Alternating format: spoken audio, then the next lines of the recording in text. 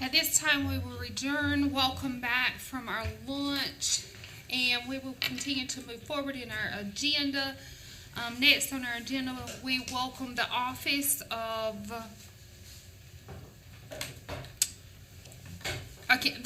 Accountability and Testing, the Division of Standards. Welcome Mr. Michael Mahoney and Beth Nash and Maxie Moore. Thank you for joining Stacey. Yes, thank you. My name is Beth Nash, and I am a test measurement specialist here for the Department of Public Instruction. I'm not advancing. Can you help me? There we go. We're joined today by Michael Mahoney. I work on middle school and high school math and science, and Michael works on all things elementary. And in place of Maxie Moore today, we have Curtis Sonneman. He is section chief for analysis and reporting, also within our group. We're pleased to be here today to share some resources that are available on our website and to talk to you and give you a little bit more information about our North Carolina check-ins.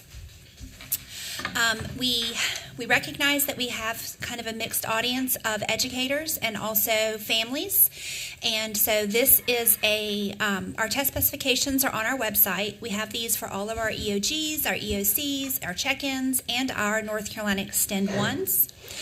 Test specifications show the breakdown that students and teachers can expect to see at testing, whether it's at the end of a quarter or at the end of the year. So the screenshot that we have here shows mathematics for grades 3 through 8. It tells you at each grade level what percent of the items might come from geometry versus something like expressions and equations. We also, at the bottom there, that shows you the breakdown of depth of knowledge. So that's looking at kind of the cognitive complexity that we're expecting of students. We know you have access to our slide deck, and all of those links on the right take you directly to those documents.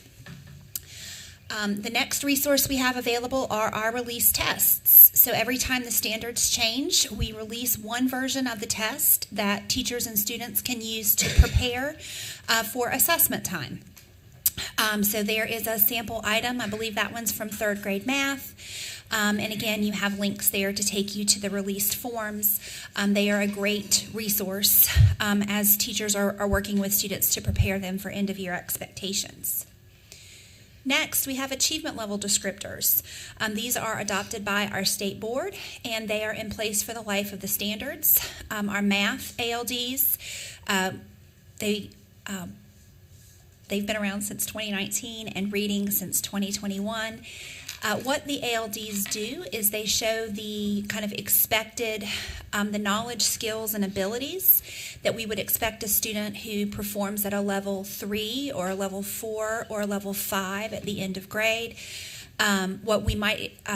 what they should be able to do. And so this is specific for each grade and subject. It's broken down kind of standard by standard, giving you a description of a level 3 student should be able to do this versus a level 4 student should be able to do this. As a classroom teacher for 20 years, these are a great resource for teachers to use for their, students will be able to statements on your board at the beginning of the day. Here we have some lifts from grade 3 looking at a level 5, and it gives you a handful of statements. And as we've done with the others, we have links to take you directly to those documents. We partner with Metametrics. Metametrics is the parent company for Lexiles and Quantiles. We do a series of webinars each fall for teachers to show them how they can get premium access using their school email address. And we also have resources on our web, both for teachers and for families. Lexiles and Quantiles are linked. We report out, for example, on our end of grade and end of course tests. And oftentimes districts are using other measures that also report out. Lexiles will give a range of books that would be appropriate for a student at different reading levels, and Quantiles do the same for math. If we look at the next slide, this is the Lexile and Quantile Hub, which again is available for all teachers who sign up using their school email address. The Lexile Hub has a ton of tools available. There are some that look into like, when am I ever going to use this math for whatever job you may like to have. There are also tools like Find a Book that teachers can use to find books at a child's specific reading level that may be of interest to them. The two that we have highlighted there are great tools for parents to help them as they may want to go to the library and find books that their kids might like. Our next resource, we have several resources. We have both in English and in Spanish. Family guides to assessment. We understand that oftentimes assessment is a word that can be a bit scary for families. So we have a 5-page document that is linked on our website that talks about what assessment is. What is the purpose of assessment? What are the different kinds of assessment? And we also have in this document a list of questions that parents and educators could use to talk about their students. So questions you could ask at the beginning of the year to get a better idea of where your child is, and questions you should ask during the school year to help your teachers use data to report on how your child is doing. We also have this chart included in those family guides to assessment, and it tells you what tests are required at each grade level, all the way from 3rd grade to 12th grade. So this includes things like our EOGs and EOCs.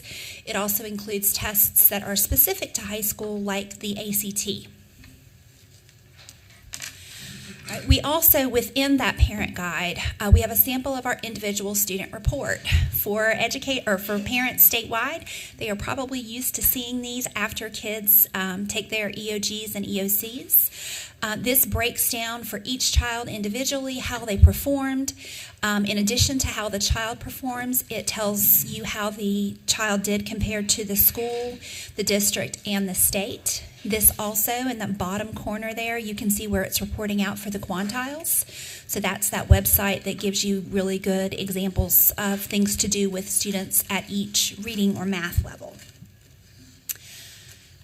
We also have taken the information from that guide and used it to create a quick video. It's 2 or 3 minutes, and we have that linked there.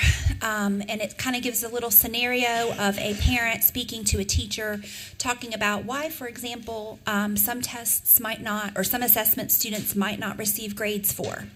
So again, we do have that linked. That is a great resource to use both with families and for educators. We're going to shift now and talk a little bit about the Check-ins 2.0. The Check-ins 2.0 are part of the North Carolina Personalized Assessment Tool. So the North Carolina Personalized Assessment Tool is kind of the overarching banner, and it's made up of a couple components. The first component is the Check-ins 2.0, and we are currently piloting those for math and reading at grades 3 through 8. We've done kind of a slow roll. We started with grades 4 and 7. Last year we added grades 5 and 8. And this year we're excited to be able to add grades 3 and 6. Check-ins 2.0 are formative assessments for students to take roughly at the end of each quarter. The great thing about our check-ins is that the items on the check-ins come from the same bank of items that are used to build our EOGs and EOCs. So they are a great resource that teachers can use to get formative data on how kids are doing right now, so that they have time to work with students before the end of grade tests. Again, we're piloting right now for 3 and 8 math and reading. If our pilot goes well, we're looking to extend that to cover science and also the courses for which we have a high school end of course test. If we look at purposes, the primary purpose of our Check-ins 2.0 is to provide teachers and students and parents with immediate, in-depth, and actionable data, and we're hoping to be able to provide a reliable estimate of students' performance. Data is available pretty much the next day. Michael's going to speak to you about what the data looks like and what those reports look like. But the goal here is for teachers to be able to use these in the classroom throughout the school year. Again, online reporting, and teachers are able to look at the exact questions with their students. Students can log in and see what answer they recorded. And these are a great tool for teachers to use to work and find student misconceptions, figure out where the class as a whole is doing really well, and maybe we don't need to spend as much time reviewing that material, and where there might be some gaps. Again, our primary focus is to be formative in nature. These are not intended to go into a grade book. We're not using them for accountability purposes. These are to help teachers as they work with students. We know that taking an assessment at the end of 9 weeks or at the end of 18 weeks, our standards in North Carolina are written for the end of the year. So students still have plenty of time to work on those standards and show growth. Our check-ins are designed for online administration.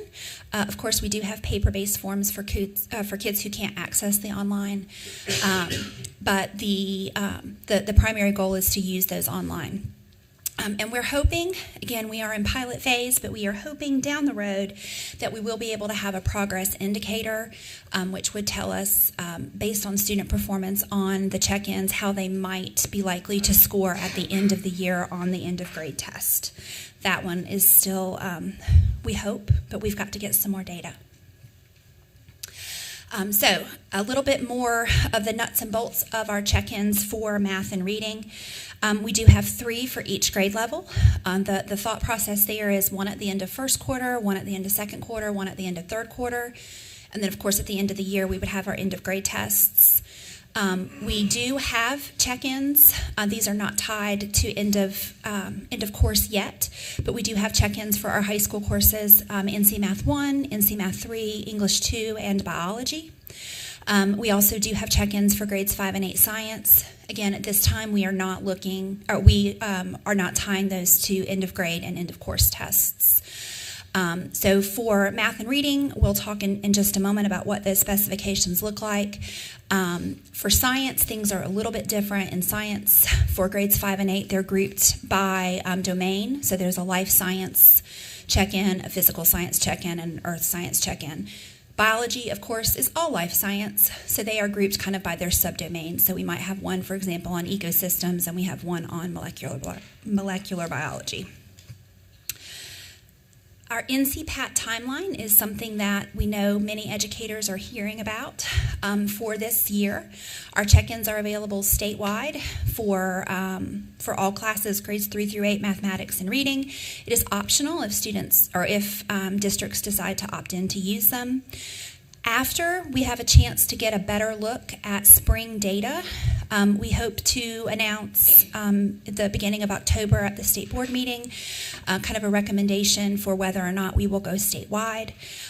If we do go statewide this year, it will be for grades 4, 5, 7, and 8. As I said previously, grades 3 and 6 just started this year, so those would be a year behind. In order to tie into that end of grade at the end of the year, students do need to have completed 2 check-ins by the first part of April to give us time on the back end to look at the data. That data will be used to determine the best starting point for a student on an end of grade assessment.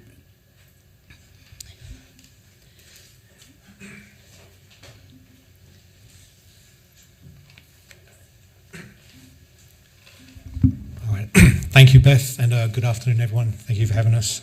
In these next few slides, we're going to look at the online reports for the Check-ins 2.0. These reports have been gradually rolled out over the last few months, and they've been received very positively by the field. We'll look at the reports on the teacher level, and then we'll look at reports that have been rolled out on the school level and the district level. But before we get to reports themselves, we'd just like to take a moment to look at the intended purpose of the reports, and by extension, the Check-ins 2.0 themselves. First of all, these teacher-level reports, which we'll look at. These are intended to be formative and to help teachers. They are not high-stakes courses. They are there to help teachers identify gaps in their student learning and to inform future plan and instruction as they prepare their students for the end-of-grade expectations. And we ask that teachers do not take any grades on how children perform in these assessments. With reading, it's worth keeping in mind that across the 3 check-ins, those passages are written with end-of-grade expectations in mind. And I say that just to offer some perspective to parents and educators. If a air quote score is not as good as you'd want, please keep in mind that these are taken early in the year, and 8-9 months in the life of an elementary or middle school child is quite a long time. So these are stepping stones towards the end of the grade. With math, on the other hand, we do not have a state-controlled pacing. That is a local decision, and so we let teachers take those assessments when they see fit for their students.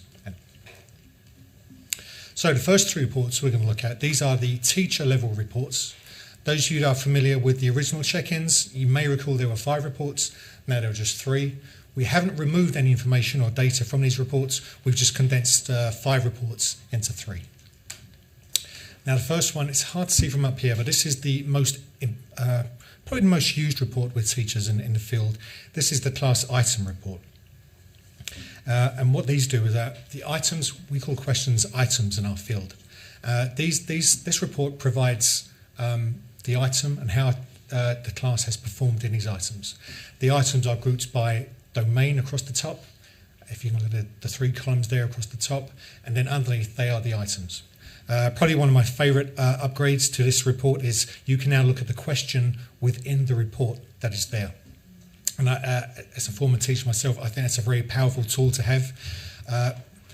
Me and Beth in test development, when we develop items, 3 incorrect answer choices nearly almost always reflects common student errors. So I used to find that I would learn more from student errors than I would from their successes. So what a teacher can do, they can look at this report, they can say, well, why have my students all gone for choice D when the answer was C? And you can look at the question, you can unpack it, think, oh, there's a misconception taking root in my class, this is something I can fix. So there's all sorts of powerful, rich data you can get from these reports. You can look at the cognitive demand of the report. We call it a DOK, recall being cognitively, I don't want to say easier, but cognitive less so than DOK2, DOK3. You can look at the class average, see how your class performed as an average. You can look at how your class, you can look at the school average and see how your students compare to children within your school. You can also look at districts, and you can look at a state data, although the state data is from the year these tests were built. But it's nice to get just a yardstick of how you're performing with your students and how students are in the other grades are performing. Other things you can look at is calculator active or inactive.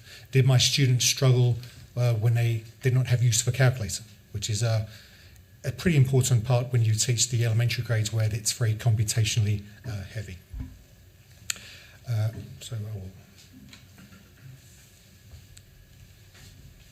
The next report we have is a class roster report.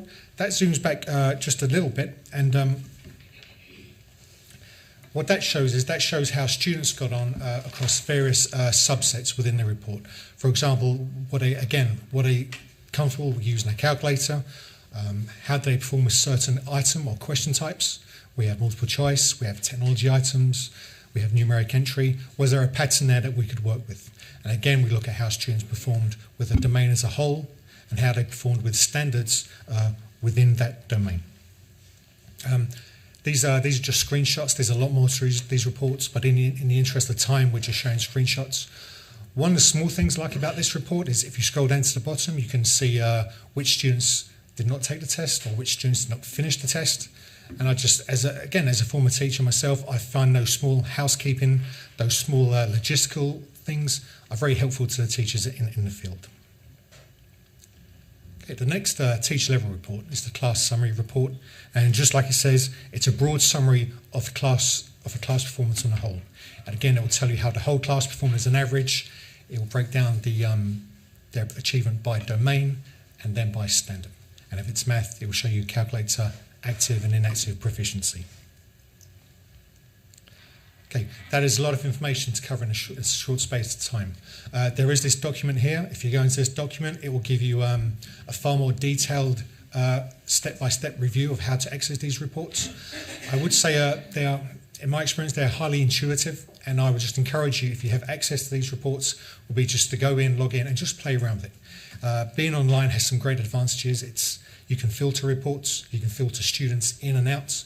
That's very useful if you identify a pattern or a trend in your class, like I need to work with these students on this standard, you can filter it out.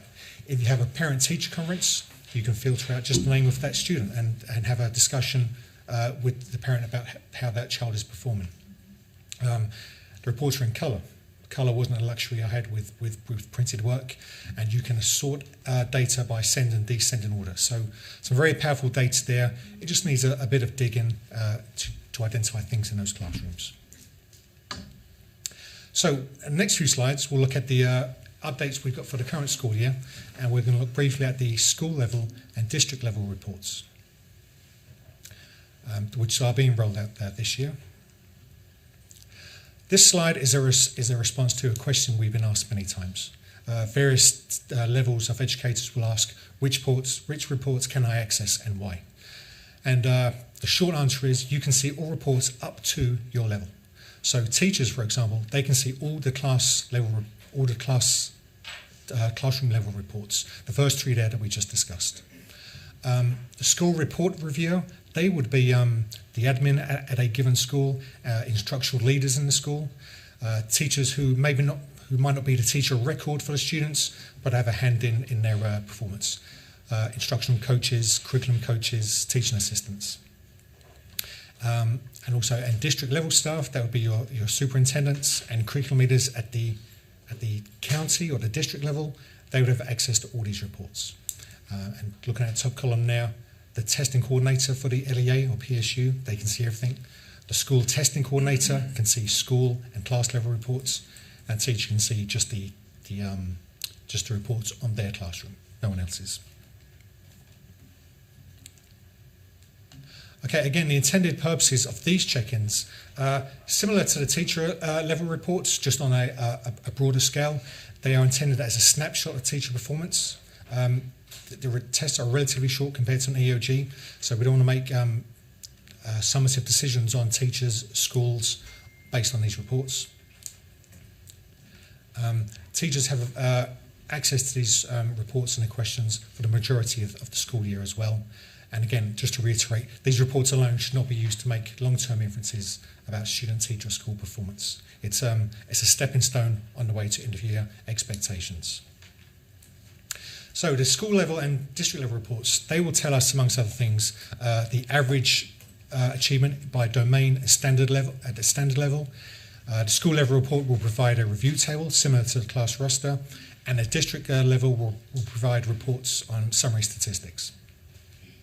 This is a screenshot from a school level report. Unlike a classroom, this is showing student achievement and data across grades within a single school. In the case shown here on the screen, we're looking at reading from grades 4, 5, 7 and 8. And it's looking at achievement by the domain level. So you can compare, I don't like the word compare, but you can look at data across those grades. Again, being an online report, you can filter out domains. If you want to look, in this case, just at the language domain, you can look at that. If the primary school folks want to look at grades 3, 4, 5, they can filter out and look at that. And same for the middle school as well. So highly customizable. The district level report follows a similar pattern, but whereas the school level report looks at grades across a school, the district level report looks at schools across a district. And again, you can filter out certain schools if you want to make more fair apples to apples comparisons of data, and you can customize it any way you see fit. But having these reports, it allows students, it allows teachers, school level staff and district level staff to make instructional decisions on what's best at the level, at those levels, and personnel decisions as well. So I just find that it's an extremely powerful tool, and it's great to have conversations within the school. And that is all I have to say, so I will pass it over if you have any questions that we can help with.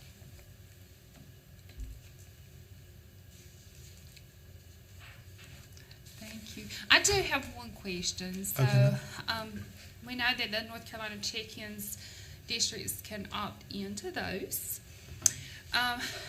And we know the missing link between closing achievement gaps is interpreting and analyzing that data.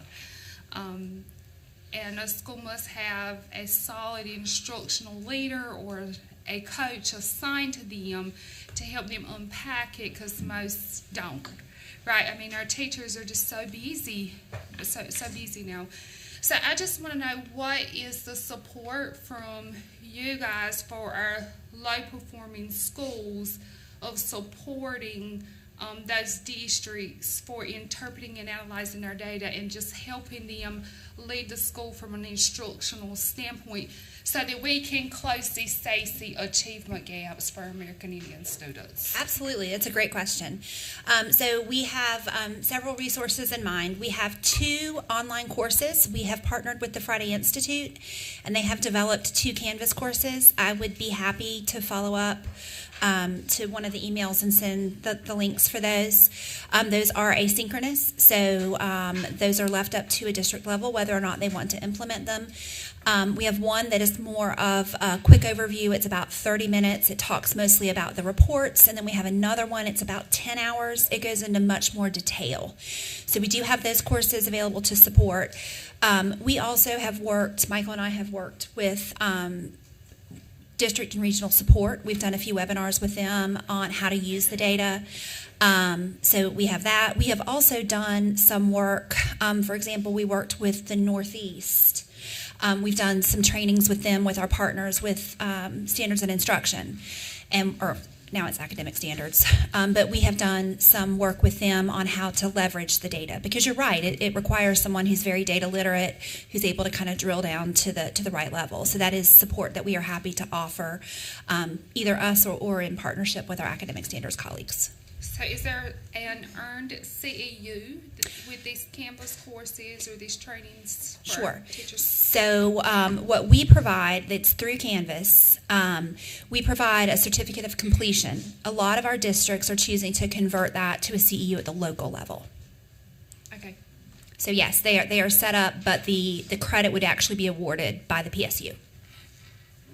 Thank you. Thank you. We also have a course, and I'd be happy to send the information over, on assessment literacy through Canvas. We award the CEUs for that. It's about a 10-hour course, and it talks about assessment literacy, the different kinds of assessment. But that is another resource we provide. It's asynchronous, that folks can choose to sign up for. Thank you. Thank you so much for your hard work on that. If we could interpret and analyze that data, we could truthfully impact this SACE report for our American Indian students. So I do encourage everyone to access that link, and we share those resources out for our teachers. Thank you so much for joining SACE.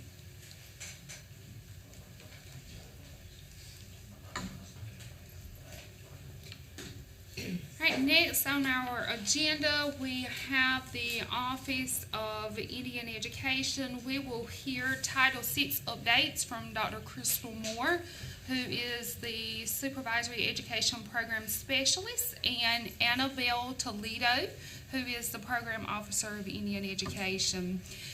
They have included a live, meaningful collaboration chart for your reference in the agenda. Welcome, Dr. Moore and Ms. Toledo. They are actually joining us live. I'm sorry I didn't say that. They're joining us virtually. They're joining us virtually.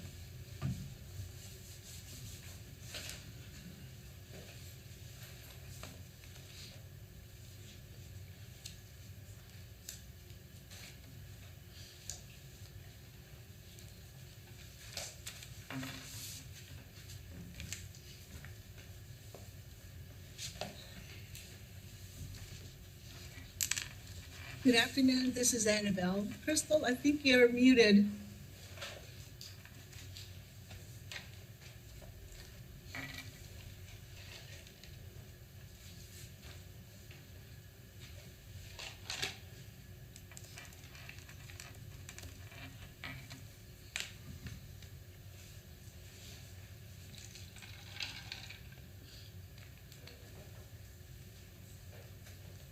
This is Annabelle. Can everyone hear me? Yes, we can hear you.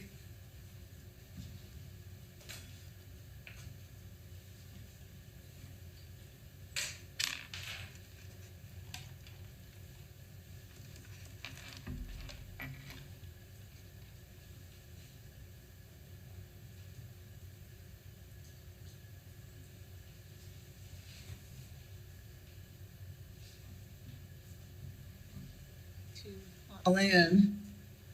I'm not able to hear her yet.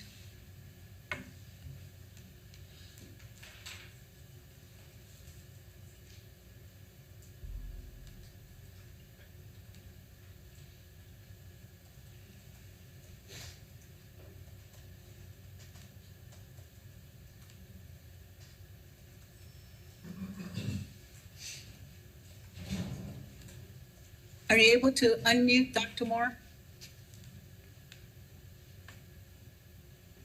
Okay, let's try this. Is this working now? Yes, Crystal, I can hear you. Okay, great. Okay, WebEx is always an adventure for us. Okay, let me start over. Thanks so much for inviting us to join your meeting today, and Annabelle and I are thrilled to be here. We know that your priority is to discuss this meaningful collaboration and other consultation and public meeting chart that we have here. Annabelle and I updated this about a year ago, so hopefully it's very user-friendly. We also sent over a full slide deck to Ms. Richardson to share with you, but because our time is so limited, we'll go ahead and dive into this chart, and then if you would like to discuss anything on that slide deck, we are more than happy to do so. Okay. Well, Consuela, because it's so important for your team to talk about this chart, let's go ahead, if you don't mind, scrolling down to the chart, and we will focus on what your needs are first, and then if you want to discuss anything else we have in there, happy to do it. I think it's the 5th slide down. You had it. There you go. And there's a link, one more up. Yeah, right there. So there's a link to it.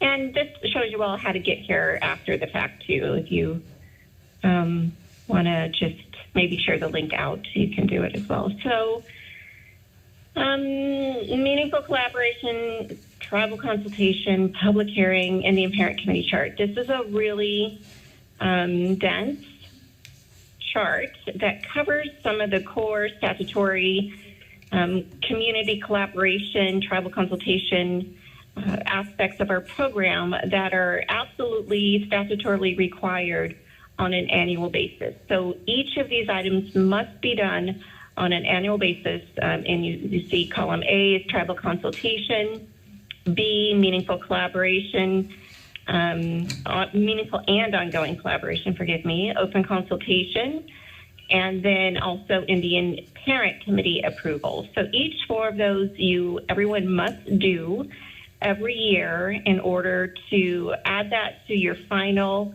easy application, which is due. The part 2 is where each of these items are covered and must be included. And that part 2 typically closes around the 2nd week of May. One of the core updates Annabelle and I did to this document last year, we added suggested timelines of when you should start and then when you should have these items completed in order to best kind of plan out your year.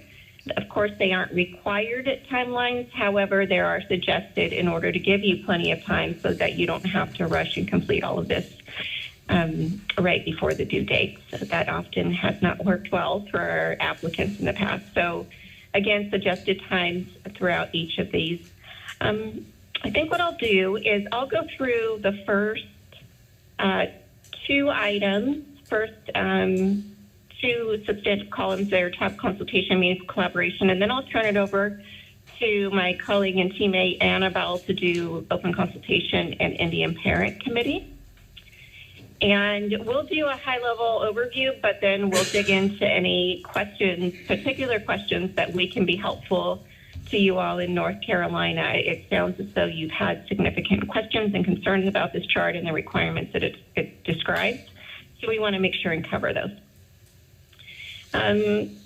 So column B, tribal consultation covered programs under 85 section ESEA 8538. You see the summary. I won't read it word for word. But ultimately, tribal consultation is required under ESDA 8538, which is technically outside of the Title VI Part A, Subpart 1 program, which is known as the OIE formula.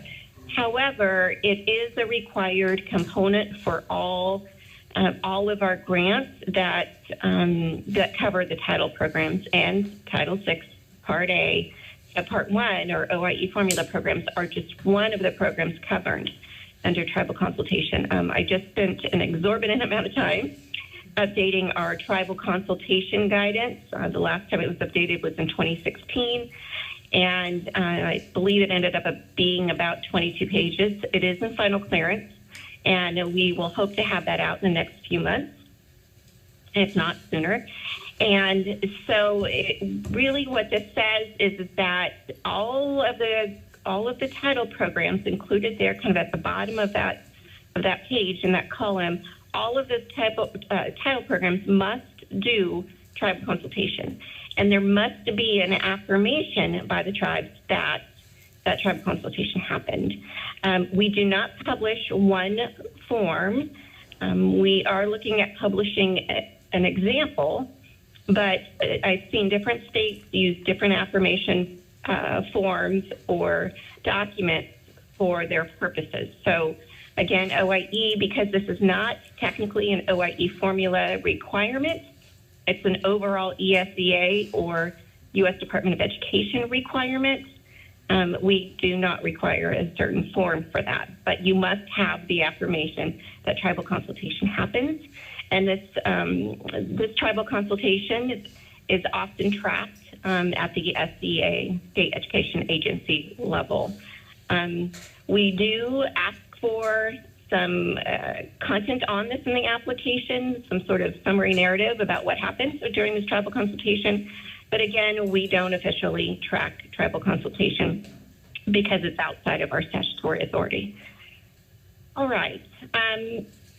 Column B is meaningful and ongoing collaboration. We do significantly track meaningful and ongoing collaboration under Title VI Part A, Subpart 1. We review all of these statements in our annual application review, which happens from April to June annually. And the program officers that are assigned these states and these applications review these statements in detail. And basically what we're looking for is that there was a good faith effort by the applicant, by the grantee, to reach out to tribes in their affected areas, which is typically 50 miles, within a 50-mile radius of the LEA or the applicant. And again, good faith effort, because the statute is not specific about what that looks like. So we do have grantees that reach out to tribes. Tribes are extremely busy.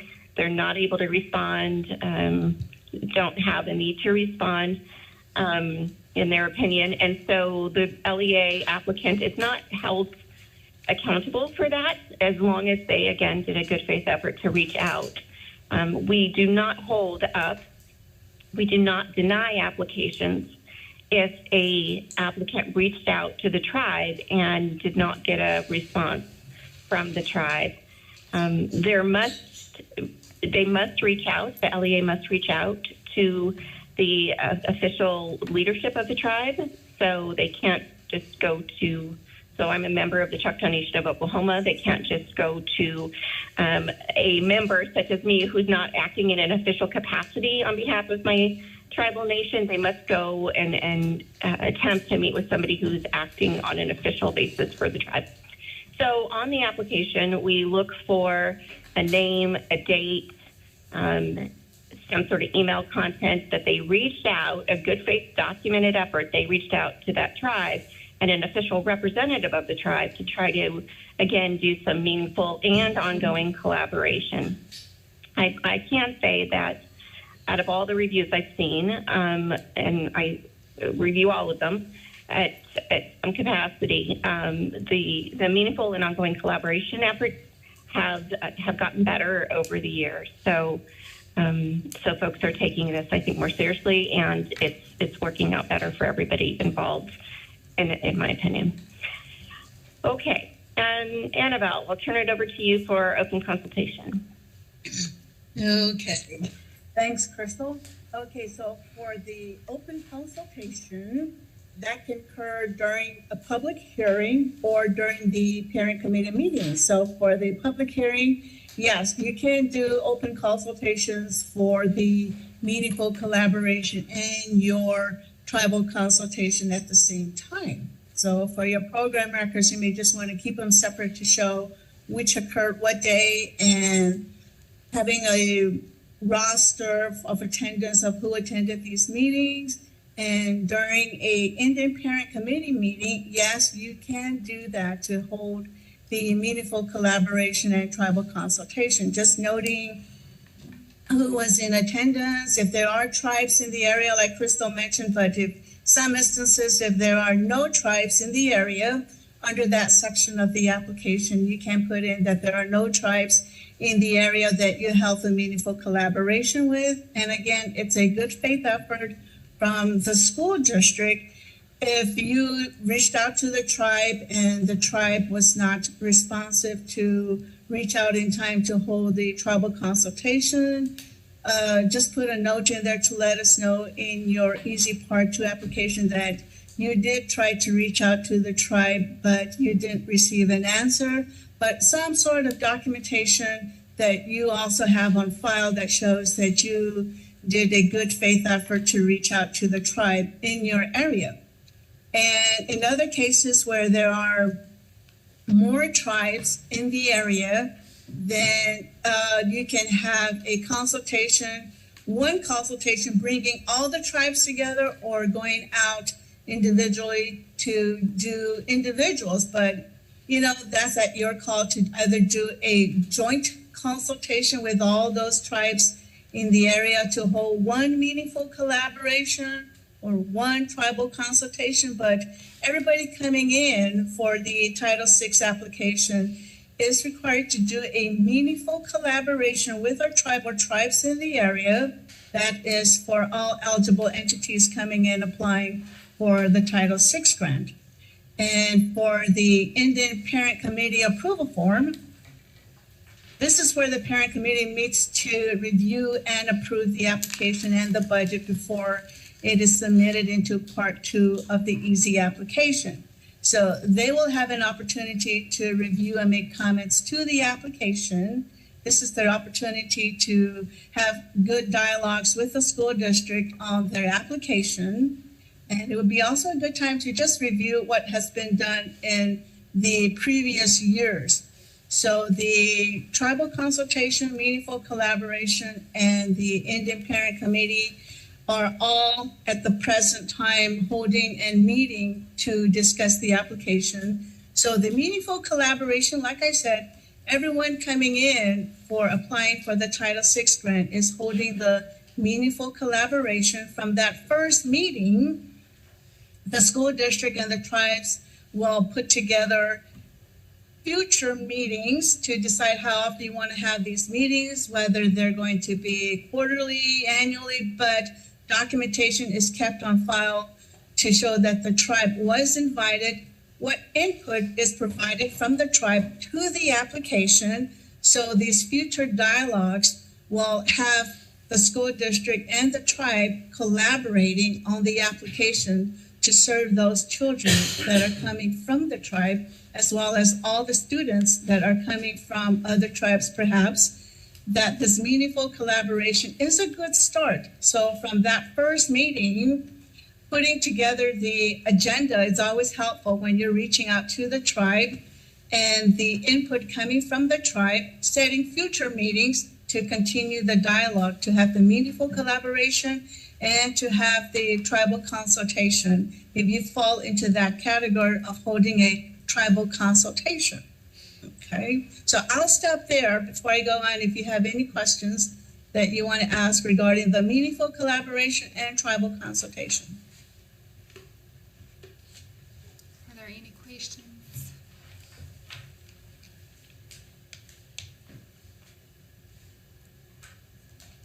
I have a question. So it's assumed that our LEAs not only initiate tribal consultation and meaningful collaboration, but they lead that process, they initiate and lead the process? Yes, and it's also a collaboration. Once you establish a date, when you first reach out to the tribe, you're inviting them. So you may want to set the date, time, location of the first meeting, reaching out to the tribe, whether you do by phone call, email, letter, documentation that you did have this in place. And then once the tribe reaches back to you that they will be there at the meetings, then put your agenda together and what you would like to discuss from the meeting. The tribes may at that time ask questions of your application, perhaps what was done in a previous year, how the money was spent, how were the needs assessments established in terms of how you, the school district, selected your program objective services and your activities. So it's always helpful to be transparent in providing all this information to the tribe when you invite them to the meeting so that they can see what you did in a prior year and to look at if you're going to be changing those program objective services and activities for the upcoming application.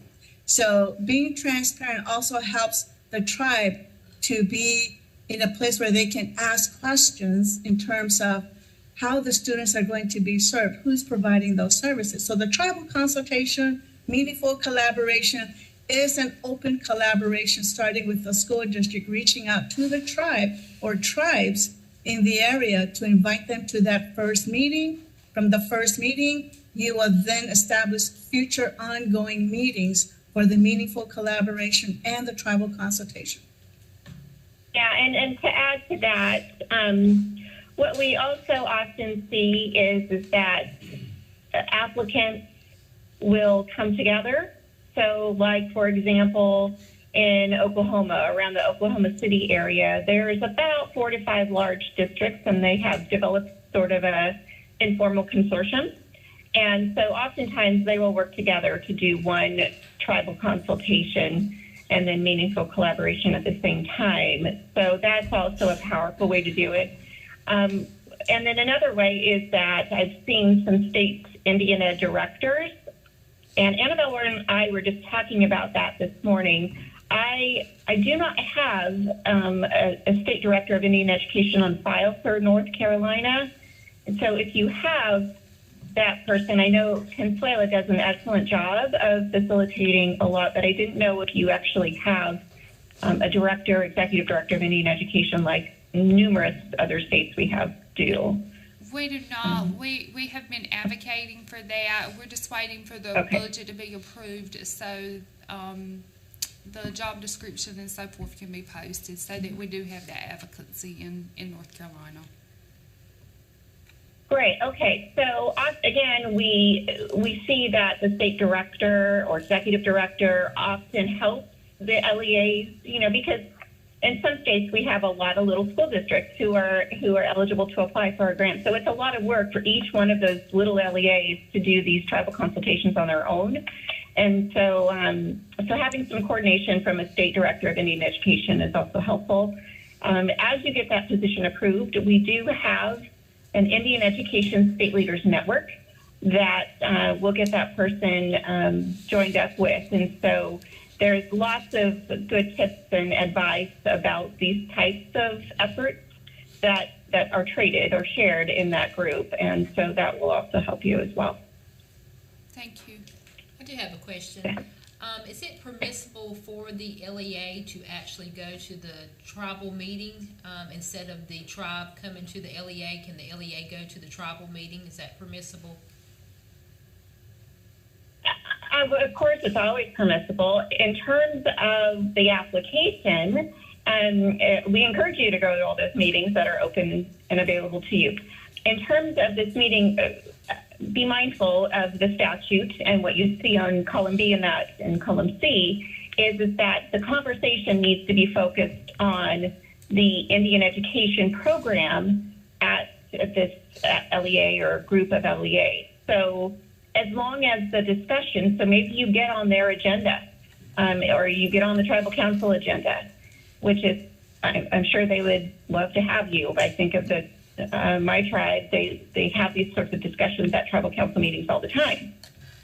So, but again, you can't just attend a regular random open meeting with the tribe. It needs to be focused on the Title VI Part A, Subpart 1 program that you are applying for.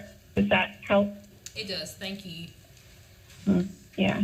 And I recommend that, because we do also look for a good faith effort. And in that good faith effort, there has to be details about what you discussed. So you reached out, you went to the meeting on this date. These tribal leaders were present at the meeting. Here are the items you discussed about this Title VI Part A application, and here are the agreements and next steps going forward about this program. Yeah, and that's what you would put in your application. Okay. I have one more question. So, how is it looked at for employees who are actually representing a tribe? They're also employees of the district. Can they sign on behalf of consultation and meaningful collaboration? No, and that's the same thing with the Indian Parent Committee chairperson. It cannot be an employee of the school district because there, according to our attorneys, can be a perceived conflict of interest. So this should be a person that's independent of the school district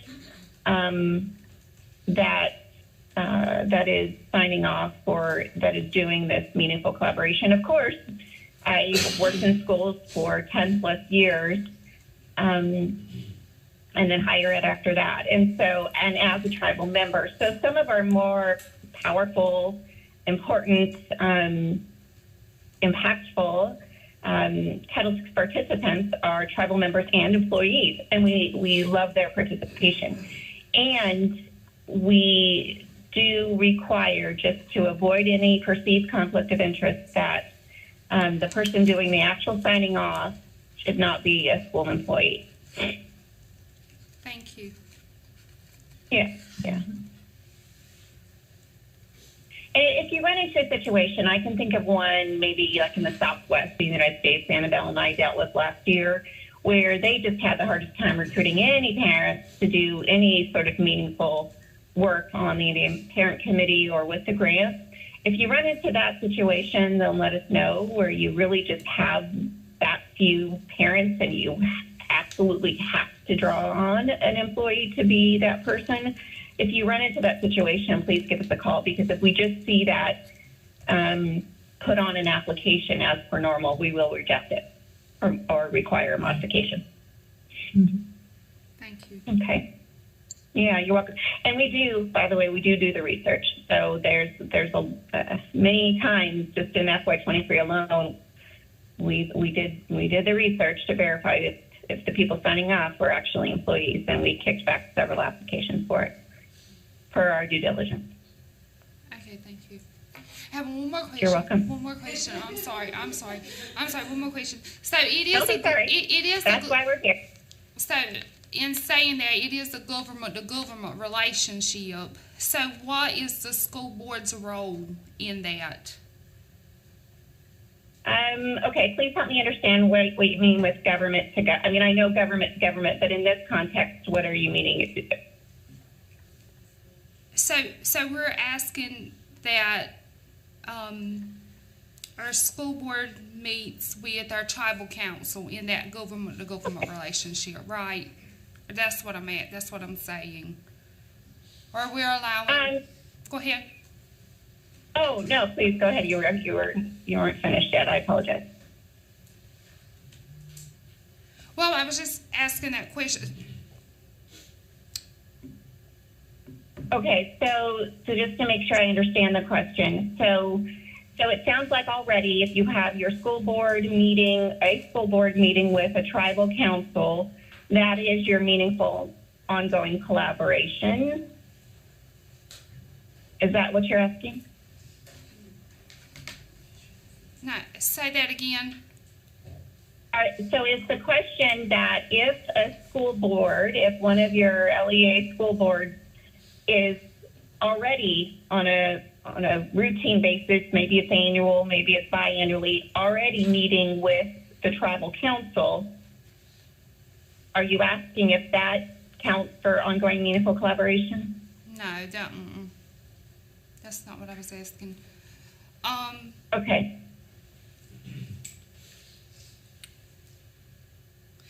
So what if a tribe's asking for a meeting with a particular district and it's been denied? Then what's the next step for that?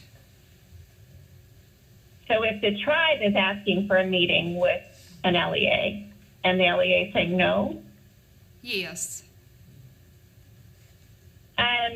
Okay, well, yeah, that's different than what I was thinking. So LEAs are absolutely required per the statute, and I'll send you the, Annabelle and I will send you the statute.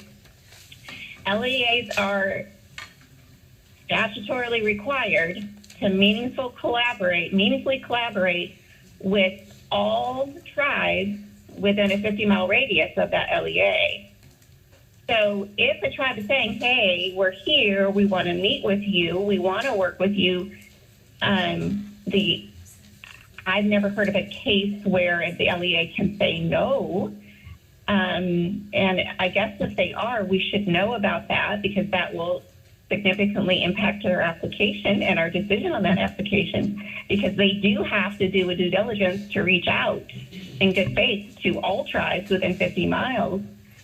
And yeah, so, and in fact, it's the LEA's duty. Again, they are statutorily, by law, required for this grant to reach out. And it's not just for this grant, to my understanding, and I can look this up, but they also have to do similar efforts for any impact aid funding and any JOM funding, to my knowledge. I can verify that. But yeah, the LEAs are legally required to do meaningful collaboration with all tribes within a 50-mile radius. All right, thank you. Now, all federally recognized tribes. If you have state-recognized tribes, that would also be true. If you have tribes that are not yet federally recognized, maybe they're in the queue with the Bureau of Indian Affairs, or they're just not there. We still do recommend, it's not absolutely required like with the federal tribes, but it is highly recommended in a good faith community building effort to collaborate with even non-federally or state recognized. Again, we can't require that, but we do absolutely require all the federal and officially state recognized tribes, which North Carolina does have some. Right, that was one of my questions too. Thank you. You're welcome. Yeah. And again, feel free to let us know if you have concerns that LEAs that have applied for our grants, received our grants, aren't doing that good faith effort. We take all input, don't we, Annabelle? Yes, we do. We do the research. Yeah. Okay.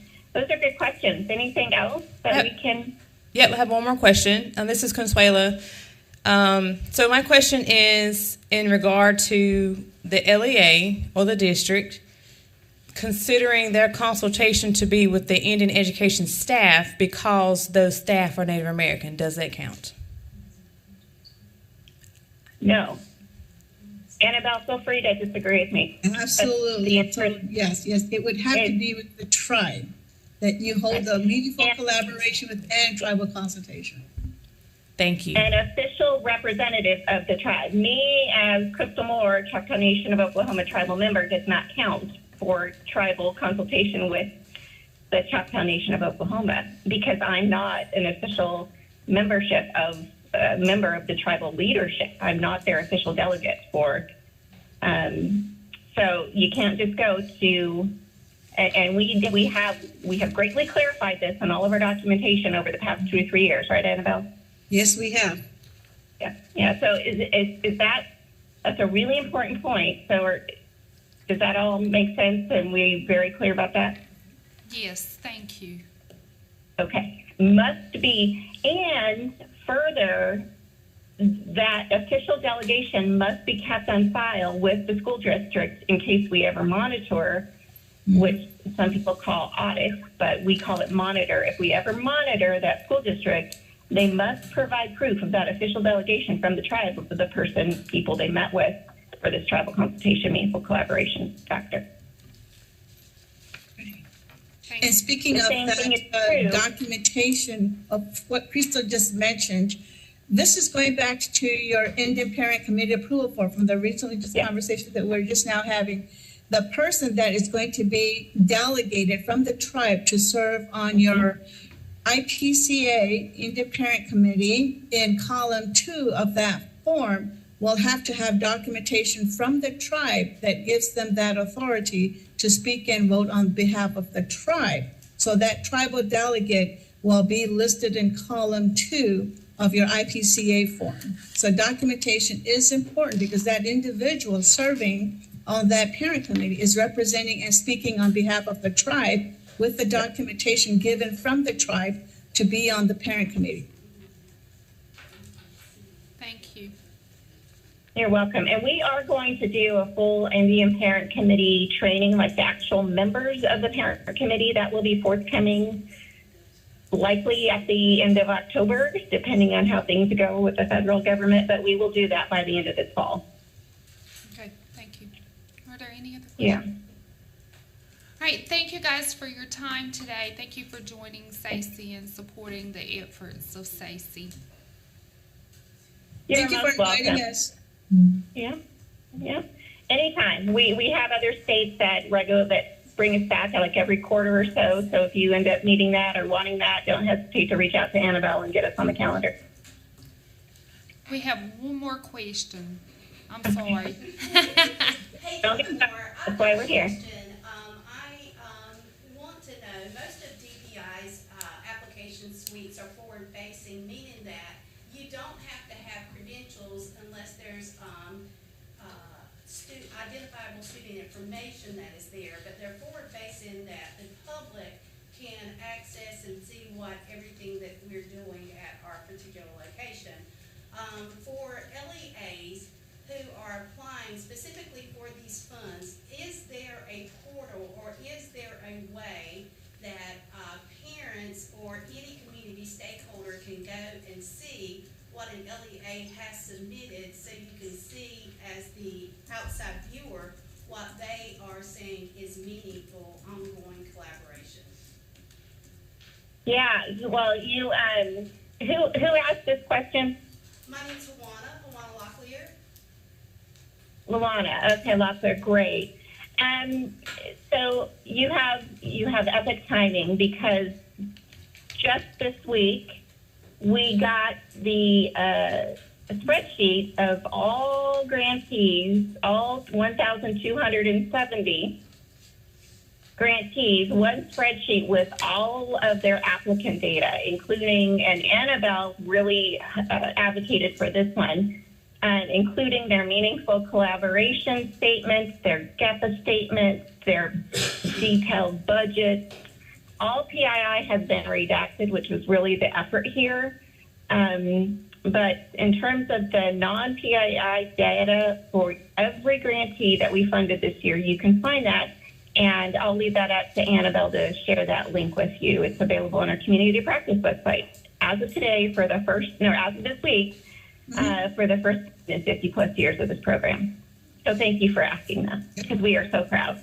Thank you. You're welcome. Anything else we can provide you with that would be helpful? I think that's all. Thank you so much. Thanks again. You're welcome.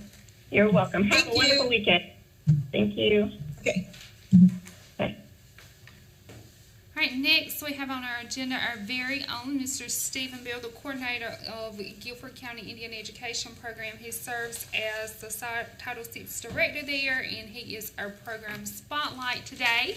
And as he's coming, I would like for us to send him congratulations for he was awarded the 2023 Educator of the Year at the NIEA Annual Convention that will be held in Albuquerque, New Mexico in October. So congratulations on that award.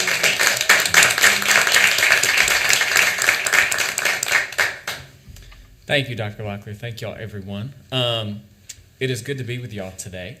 That's okay. That's all right. To share a little bit about our program today, I wanted to share a little bit about what parent engagement looks like with Guilford County Schools, and also share a little bit about our summer culture camp and how this has come to be. We've never had this before, and we just held our second annual summer culture camp. So really excited to share some of that with y'all today.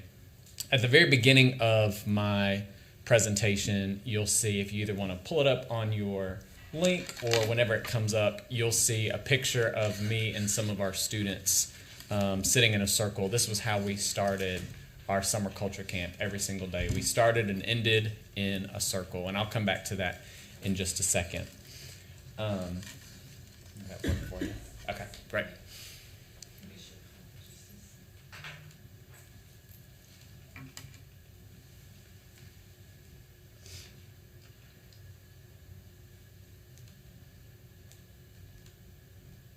These are students from about 20 different schools across our district that you see on the screen in front of you, but I'll talk about that here in just a second. Before I really get started, I need to make sure y'all know who my people are. So this is my Who's Your People slide, so that if I step out of line, you can talk to Grandma or send Uncle Greg a Facebook message. A little bit about our school district. We have 126 schools, yes, 126. And we have students at almost all of them. We have about 35 different tribes represented. The Lumbee take about 75% of our students. And we have about 700 Native students within our school district, and about 70,000 students enrolled in the entire district. So a little bit about the Indian Ed program. Some of the activities we do. We have weekly culture classes that a couple of you have been able to attend. We do some academic support. We do some college and career readiness with Nick Nao and Unity, and taking them on college tours. We've really tried to increase some family advocacy and family workshops this past year. We also do a lot of district equity initiatives, and do some counseling and mentoring. I am, to quote Candace from earlier, I am the Indian Ed coordinator. I'm a staff of one. I resonate with the Indian in the cupboard. If any of y'all ever seen that, I feel like I'm in the cupboard sometimes, and they take me out for Native American Heritage Month and put me back in. Indigenous Peoples Day, put me back in.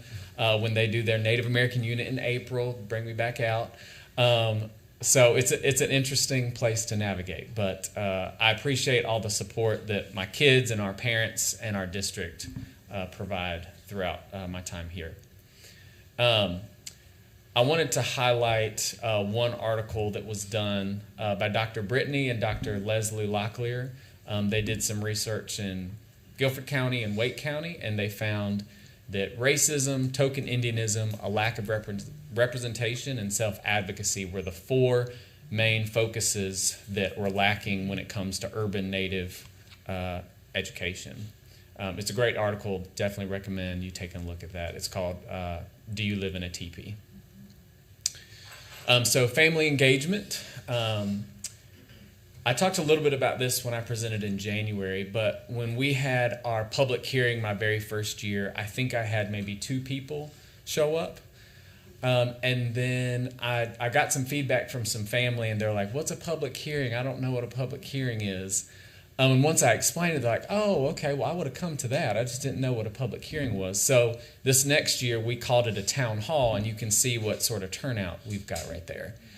We invited a number of different central office staff. So we started off the evening with having like the library services, the literacy department, our parent academy, all there to share resources and give out prizes to families.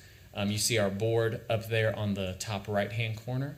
And then we started off by letting our students share what their experience has been like in Guilford County schools.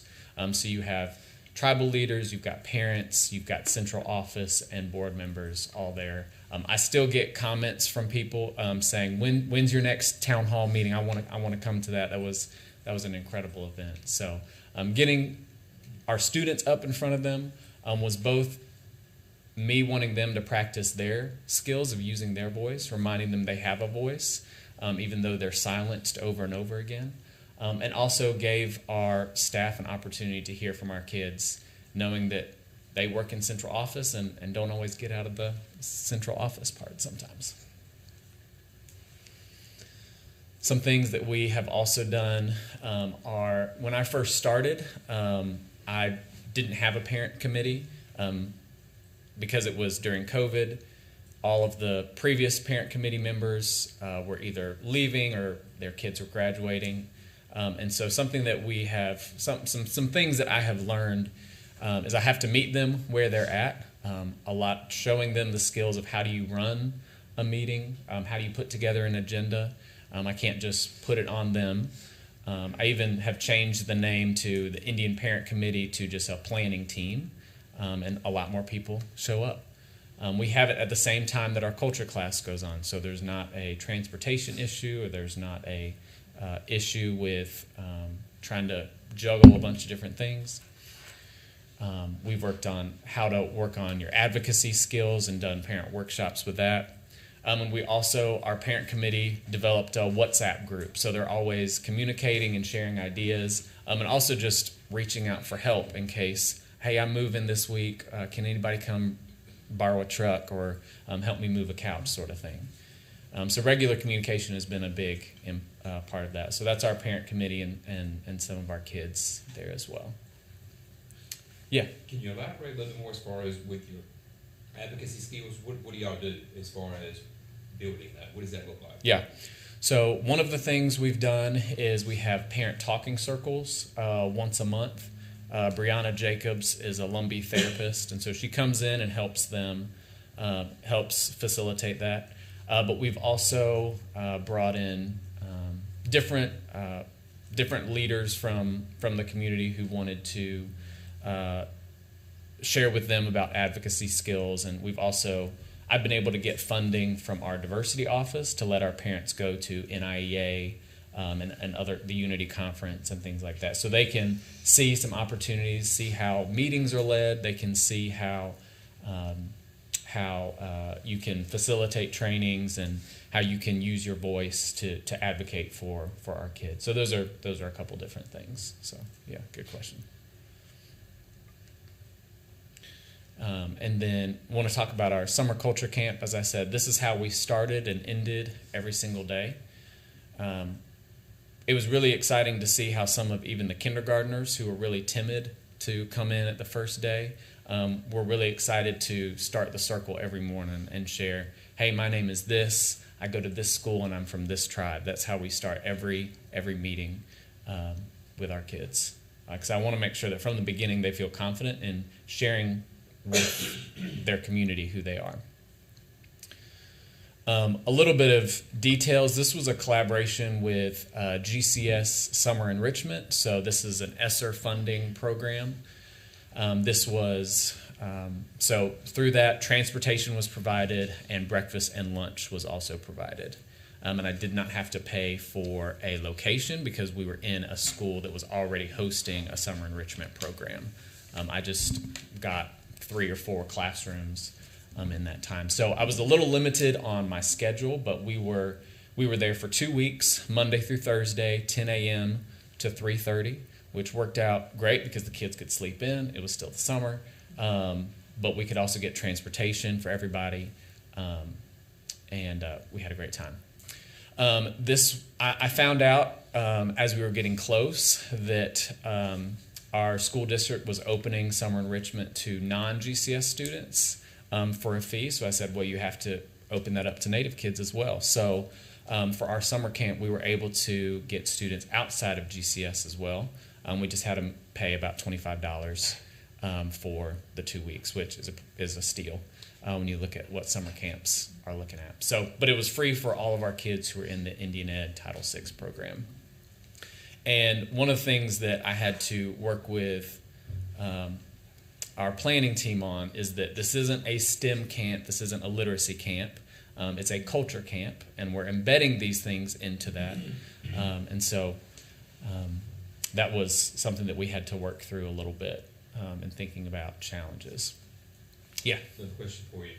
Was this your camp geared towards just your traditional schools, or were charter schools, students at charter schools invited as well? Or? So in our district, charter schools are separate. And so within the Indian Ed program, it was only students in traditional public schools. But when I found out that we were able to open up to anyone in the county, then charter schools and private schools and homeschool kids could join as well. They just had to pay a small fee. Yeah. I have a question. Yeah. So your transportation, so I see your time was from 10 to 3:30. Mm-hmm. So were separate buses allotted for your summer program? Mm-hmm. So they were actually able to work it out so that I think there were 2 separate buses for our kids, but they were able to work a couple of the students into just the regular bus route. Yeah. I have a question. Mm-hmm. So for students who were recommended for academic enrichment who also wanted to participate in the cultural enrichment, how was that barrier overcome? That's a good question. That's one thing that moving forward I would like to be a little more explicit about. The nice thing was we held this the last 2 weeks of July, which was the very end of summer enrichment. Summer enrichment started mid-June and ran through end of July. So they could go through all of that summer enrichment to begin with, and also get a little bit of culture camp there at the end. I think our very first year we did this, we had 1 or 2 students that had to do testing makeup at the end, and so I was able to work with the school district to facilitate that on our last day of camp, so they could still attend. They just took the test at the end. So, yeah. Hey, Stephen. Yeah. You said you didn't meet it. I guess you met at one of the schools that was already having a summer camp. Mm-hmm. Does Guilford County have like a central place that they normally meet, or how do you guys normally? Like that we meet for culture class, or? Yeah, I guess. Yeah, so we had been meeting at our at the Indian Ed office, which is out in East Greensboro, but we don't have, because that's not at a school site. It's a central office location. There was no bus, there was no breakfast or lunch provided at that location. So it's also, most of our families live on the west or south side of Greensboro, so it was kind of out of the way for most of them anyways. So Do you guys have problems with people coming to, since you said it's not central, do you have problems with getting parents to come, or? We don't. We would have about, I'm trying to think when you came, how many we had, about like 40 kids there that night. Part of it is we also meet every Tuesday night, so they know that it's not like, what day did we meet last week or not? So that's something that when I first started, we had like every other week, had about 10 students show up, but then when we started doing it every week, saw a big increase. So, yeah. I won't spend too much time. I just wanted to give you a timeline in case this is something you are interested in. I think hopefully it makes sense, but I'm happy to go back to that for sake of time. Just showing you some pictures. Week 1, we focused on the diversity of tribes and nations. When you look at the curriculum specifically in Guilford County schools, it really just centers on probably like it does in y'all's. Very Midwestern. They have a unit on California tribes. Great. Love y'all. But also, like, why you got to leave us out? So this is them, their first day. They're talking about the regalia and what it looks like maybe in different communities and where the dances came from. They're looking at, in this one, they learned about the different types of boats that tribal communities use. So whether it be a dugout canoe or something called a bull boat that I had not heard about before, or a kayak. And so then they got to build the canoes out of aluminum foil to see which one held the most weight. They even did like a earthquake test to see which one withstood the waves coming through as well. So that's them testing some of their boats right there. We got to take a field trip to the Okanichi Village, which is in Mebane. I was able to contract Miss Vivette Jeffries Logan, who came out and spoke with the kids a little bit and met us at the village. And her brother has furs, and so the kids were able to look at those as well. So that's us inside one of the Okanichi houses. During that week, they looked at the different types of housing that Native people traditionally would have lived in. And then the second week, we focused in agriculture. So we looked at Three Sisters, obviously. We made some corn husk dolls. They watched some videos from the movie Gather as well. We were always doing dance practice there at the end for our PE class, basically. We did a TikTok challenge, which you can see there on the right. That was probably my favorite. Their task was you got to create a 1-minute TikTok to educate your friends about something you learned this week. So you can see this one on the right is them educating about different types of regalia. And then the end of the second week, one of the colleges, Guilford College, has a local farm, and they allowed us to come through, and the kids were able to see the farm. And then we had Jesselyn Kazaya, who is a seed keeper. She came and did a seed project with the kids. She's also Lumbee and from this area. And then the kids got to take bags and fill it up with tomatoes and peppers and corn and whatever they could fit in their bags. A note for next year, don't bring paper bags because the tomatoes would burst and then they would just go everywhere. So that's a lesson for next year. I don't know how I'm doing on time. I do have a 4-minute video to share, if there's time. Okay. Okay.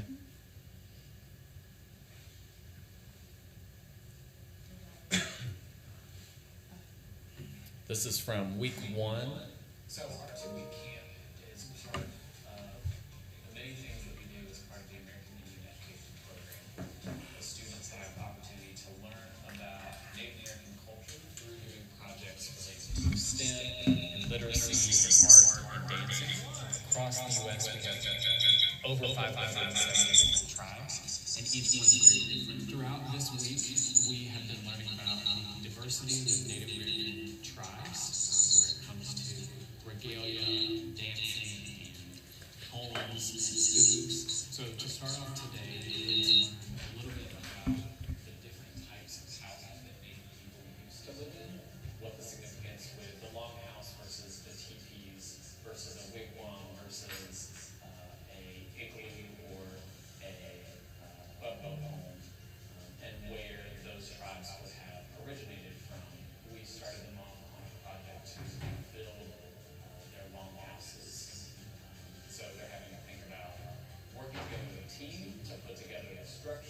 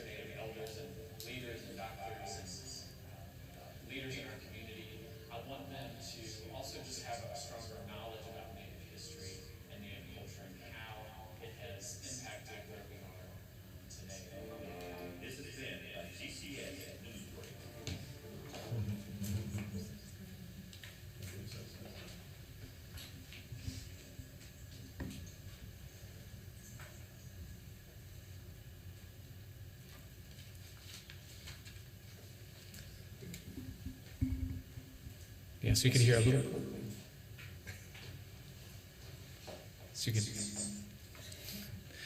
So you got to hear a little bit from some of the students about what they got from the experience. I think I just have one or two slides on there that has feedback from the students.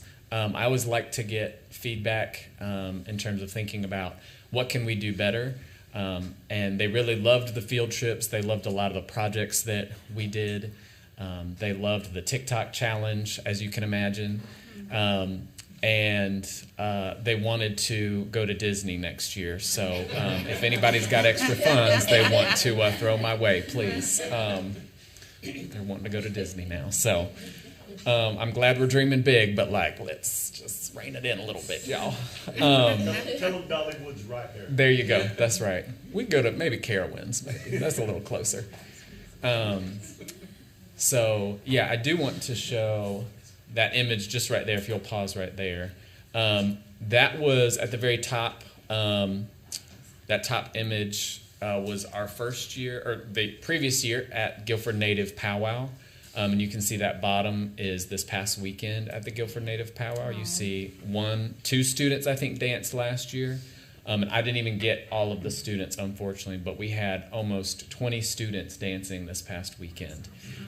So I don't have, graphs or fancy data, but I can show you the faces of the kids, and just seeing their confidence throughout this past weekend has just been incredible. So thank y'all for letting me share. I'm happy to answer any questions. My email and phone number is also there, if I can answer any questions, though. Any questions? I just have one comment. Sure. Thank you so much for your leadership, and I would also like to thank Guilford County for supporting you in your efforts. It was really refreshing to see this spotlight and to see a district who's supporting American Indian efforts. And you got to use some of those ESSER funds, right? Mm-hmm. I know it's going to be challenging later, but your district supported you in using those ESSER funds so that this could actually come about. So we thank you, and we thank the Guilford County School District indeed. Yeah, thank you. Are they looking to get you some help? Yeah, I keep asking, so yeah, we'll see. One of the things when I showed them that I don't know what it's like. I imagine it's probably the same, but we have a lot of students who are not enrolled in the program. And just being one person, it's hard to know how to juggle and spend my time. But I've told them, look, we could get a lot more funding if I had some help to get students enrolled. So one of the things is I'm working with our data management team so that our 506 form becomes automated, so that anytime a student enrolls in the school district, it automatically is put into the system, so that takes some of the lift off of me and the counselors as well. So yeah. Awesome. All right. And congratulations again. Thank you all so much. Thank you. Next on our agenda, we are joined by our very own Ms. Consuela, who will be discussing our SACE member roles and responsibilities.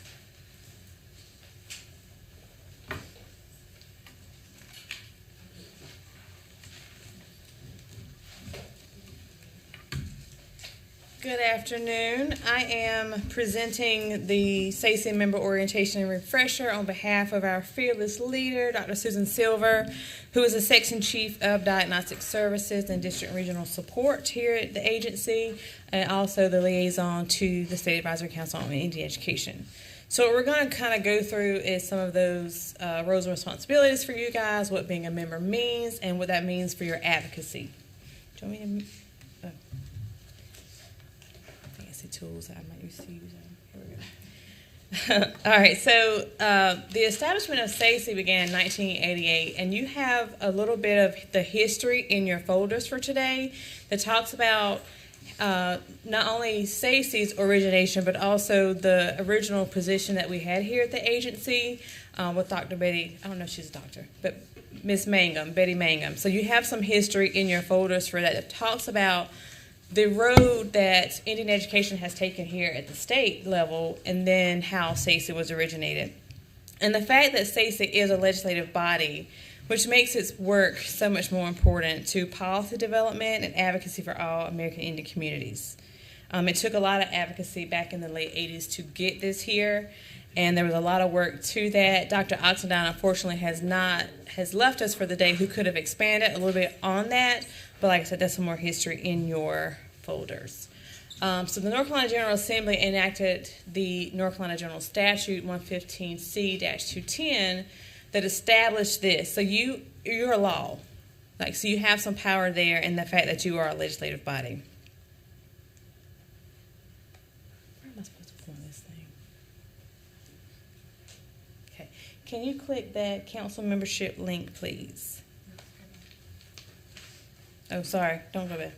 So what we're going to do now is in your folders, or on your agenda, you have the SACE. Are we there? Did you skip one? Oh, I did it. You're doing it. I'm doing it. Yes. So the way you guys are made up is that there's a membership makeup. You can look at our website. On DPS website, SACE has its own page, and it tells you about the membership requirements, the legislative requirements on that membership, the fact that you have 5 parents and 5 educators to ensure balance. You have 1 representative from a higher institution of education and also 1 from the community college. Then you have 1 member from the Commission of Indian Affairs, 1 Title VI coordinator, and then your legislative reps. Now go to the functions if you can go down. It's over. Yeah.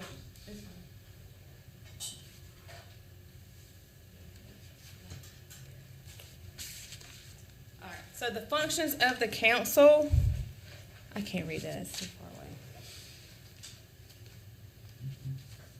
Can you guys see that? So you're to serve as an advocacy body and an advisory role. You guys come out with your reports every year. Thank you. Because I can't read that far away. I just unplugged it.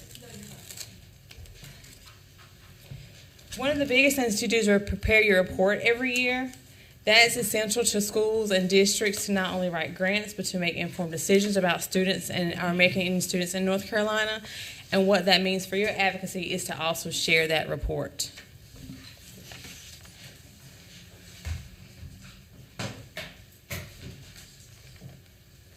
Can we go back to the slideshow? There we go. Expectations of the members is to attend your quarterly meetings. Most of the time we have these face-to-face. We want to have them as much as possible face-to-face. Your attendance is important to that because it's in this space and in this moment that you guys can truly have your voices heard, where you can communicate and collaborate with each other, sharing ideas, sharing information, and then also getting relevant information from the State Department. You share information that's learned at state level initiatives that impact American Indian students.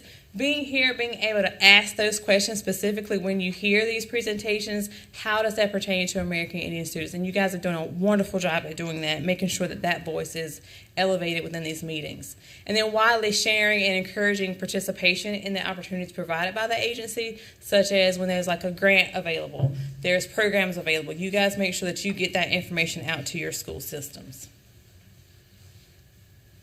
And of course, the annual report components. So every year you guys come up with a theme. Last year's theme was elevating our voices to thrive in education. Also in that report is the recommendations. And I would say that you guys have made a monumental step in the fact that one of those recommendations became a part of legislature, it's in the budget, and that position will be a part of your advocacy and work. So great job for you. Also in that report is the letter from the SACE chair, the annual student performance data that comes from the state level and for districts with Title VI programs, the appendices that talks about ESSA and its requirements, the mascot update, and then your circles of reflection.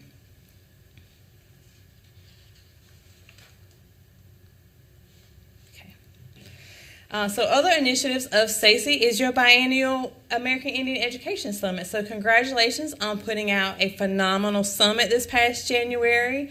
You guys keep in mind that your next one will be in 2025. So be thinking about what you want that to include, who you want to have at the table, who you want to invite for that. We'll be seeking your input for that. The report is presented to the State Board of Education, and then the SACE members have an opportunity to share that report with their respective communities, reaching outside of your community if you, because we don't have a member from every tribe, right?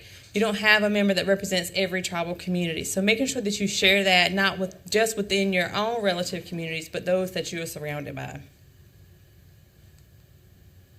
So information to know from SACE. For one, the Office of Indian Education. They spoke with us earlier, and I won't go into all the links because I want to save time, but you can go back into your agenda and you can go and you can look for these sites. Some things that we want to make sure that you're familiar with. Not everybody in this room is an educator that's in the school system or a Title VI coordinator, so I want to make sure that you have access to that.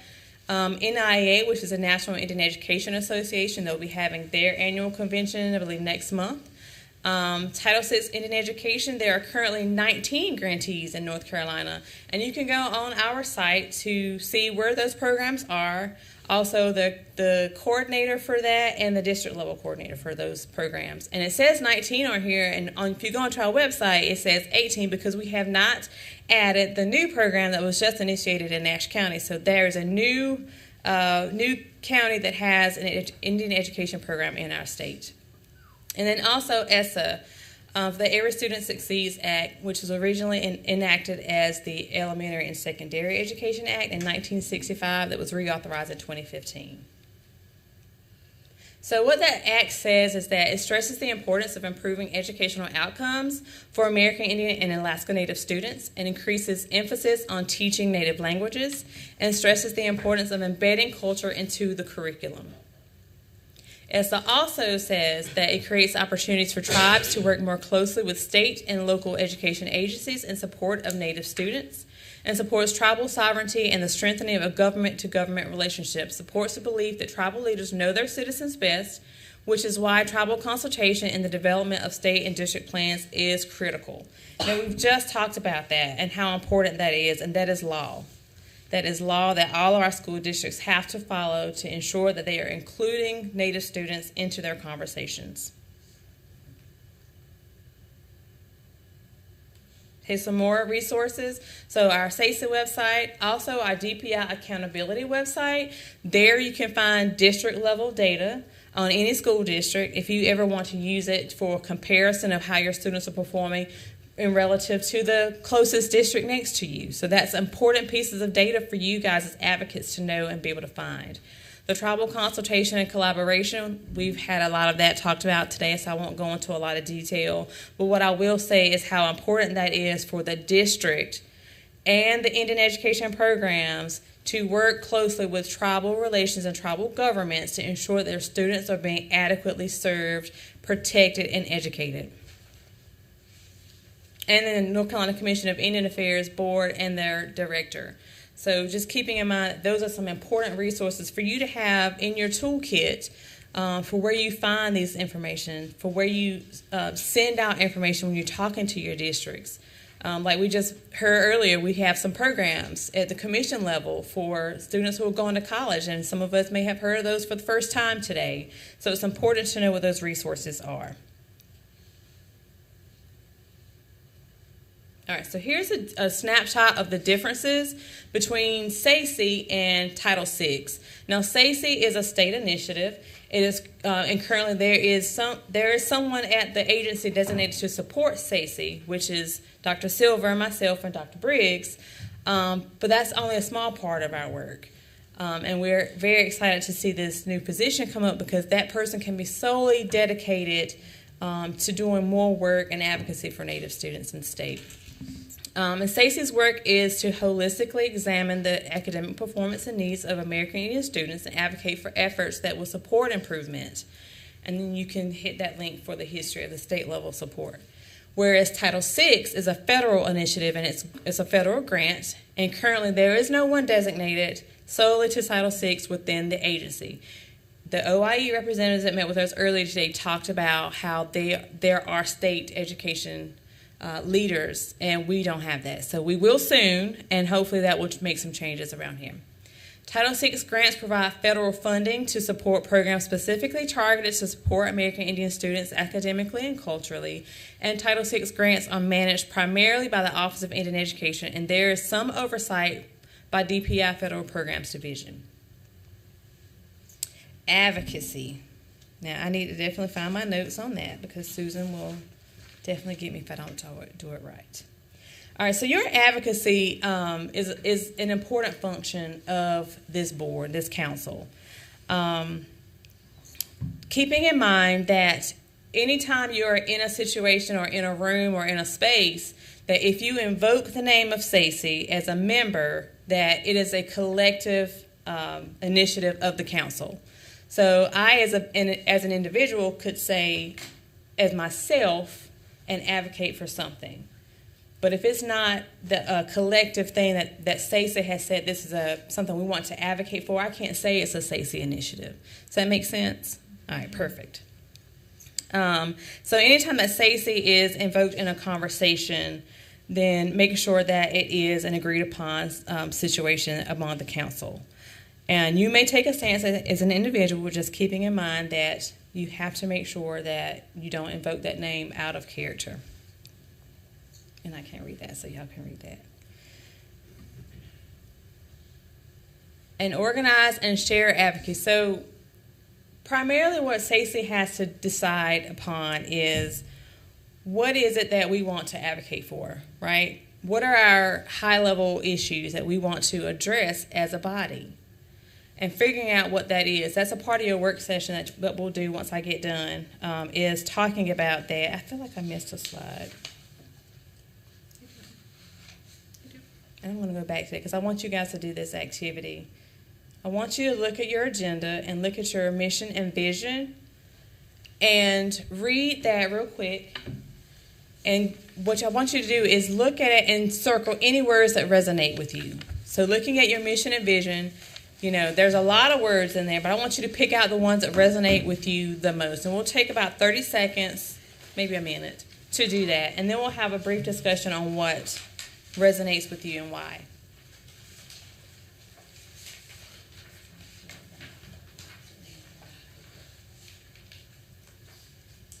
Next.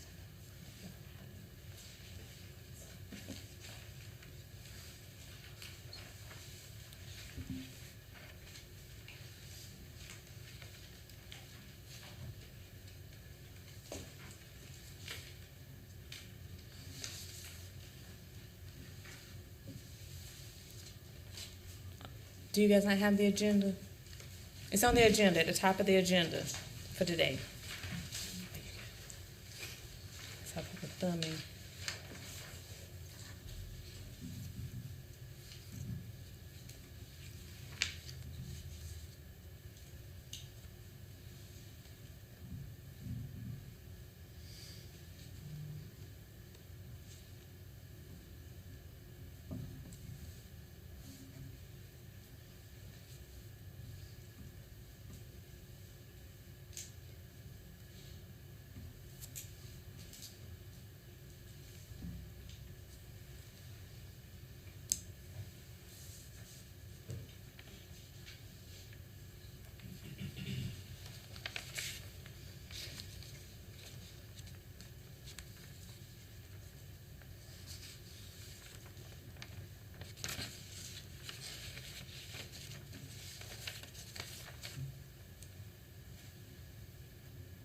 So after you read it, I'm going to turn over to Chairwoman Locklear to kind of facilitate a discussion on what you chose or what words you circled and why those resonate.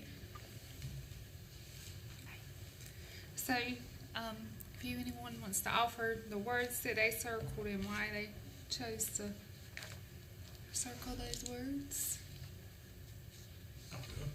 I'll talk about what resonated with me.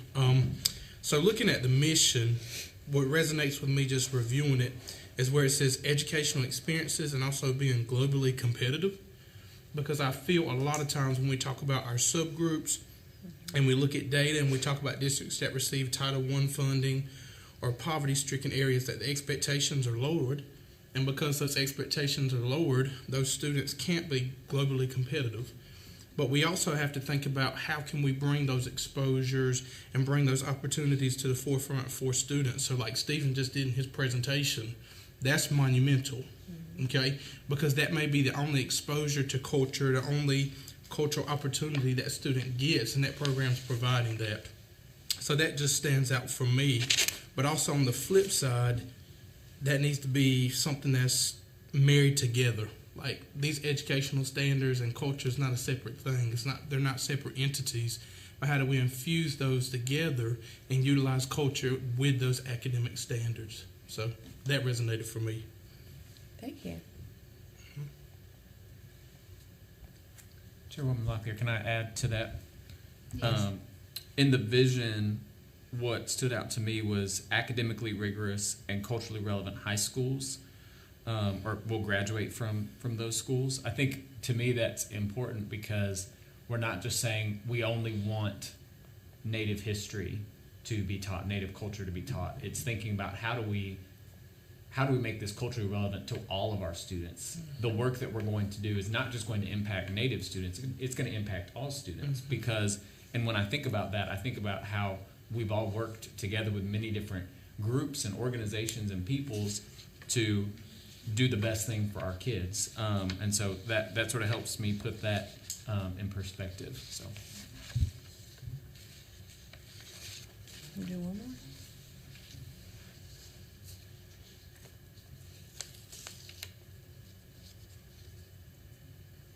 Chairwoman, do you have anyone to share with us? Well, I circled some of the same words, but I circled competitive in the mission and vision because we have that word in both of those. And we want our American Indian students to be competitive globally.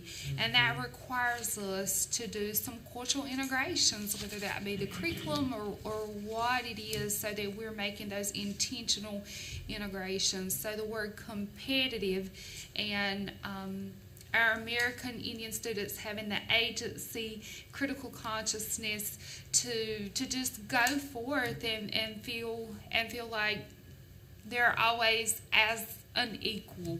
So I feel like, we need to implement these rigorous standards so that our American Indian students can be competitive as well. Great job. All right, thank you. So now that brings me to the part of where we figure out what are those things that, well, not we, but you, figure out what you want to advocate for and stand for as a body, right? How can you become an active advocate in a group? How can you do that? What does that look like for you? What tools do you need? What is the chain of communication in which that is filtered?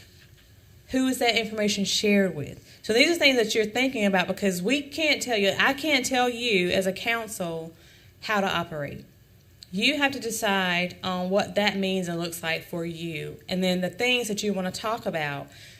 Mr. Gregg mentioned it so perfectly earlier today when he said, what is on your agenda, right? Coming up with those things that's on your agenda. How can you take the information from home, from your home communities and your tribal communities and your schools, and then turn that into an agenda item for this council? See what I'm saying? So now let's think about those things that we stand on. We've talked about earlier, we've talked about mascots. We've talked about disrespect and cultural insensitivity. We've talked about the position and what that means. We've also talked about the portrait of a graduate. Do we talk more about what that means for American Indian students? How are we, you as a body, talking with Indian education, talking with your school districts about what that looks like for your students? Let me see. I feel like I had a note that I wanted to bring up. I have so many notes. I've taken so many notes this morning because I feel like so much has come up in this meeting today. It's been so much powerful information. And then how can you then take that information and turn that into your advocacy work? So I'm going to go into this last slide real quick, which is your tips for advocacy. So that first bullet is talking about how you understand the channels of communication and decision making. Who has that power to initiate that change, right? There's one thing that we've talked about several times when we get our report every year is how our kids are counted. And every year we always ask the question, what happens when our children are more than one race? What happens when our child is Hispanic? What happens when the child does not register in the school system as American Indian, but we have a 506 form? So that's something we can think about. What would that look like in the future? How can we change that? Who has the power to make that change? What would that look like in action? It's important for all of you to identify with who the individuals are to be your champions. Mr. Gregg spoke on that, right? Who are the people that we talk to and find who can get that message to the right table? Now, when we as a body or as American Indian people are selected and asked to be as a part of a team or a group, we got to show up for that, right? We get that invitation.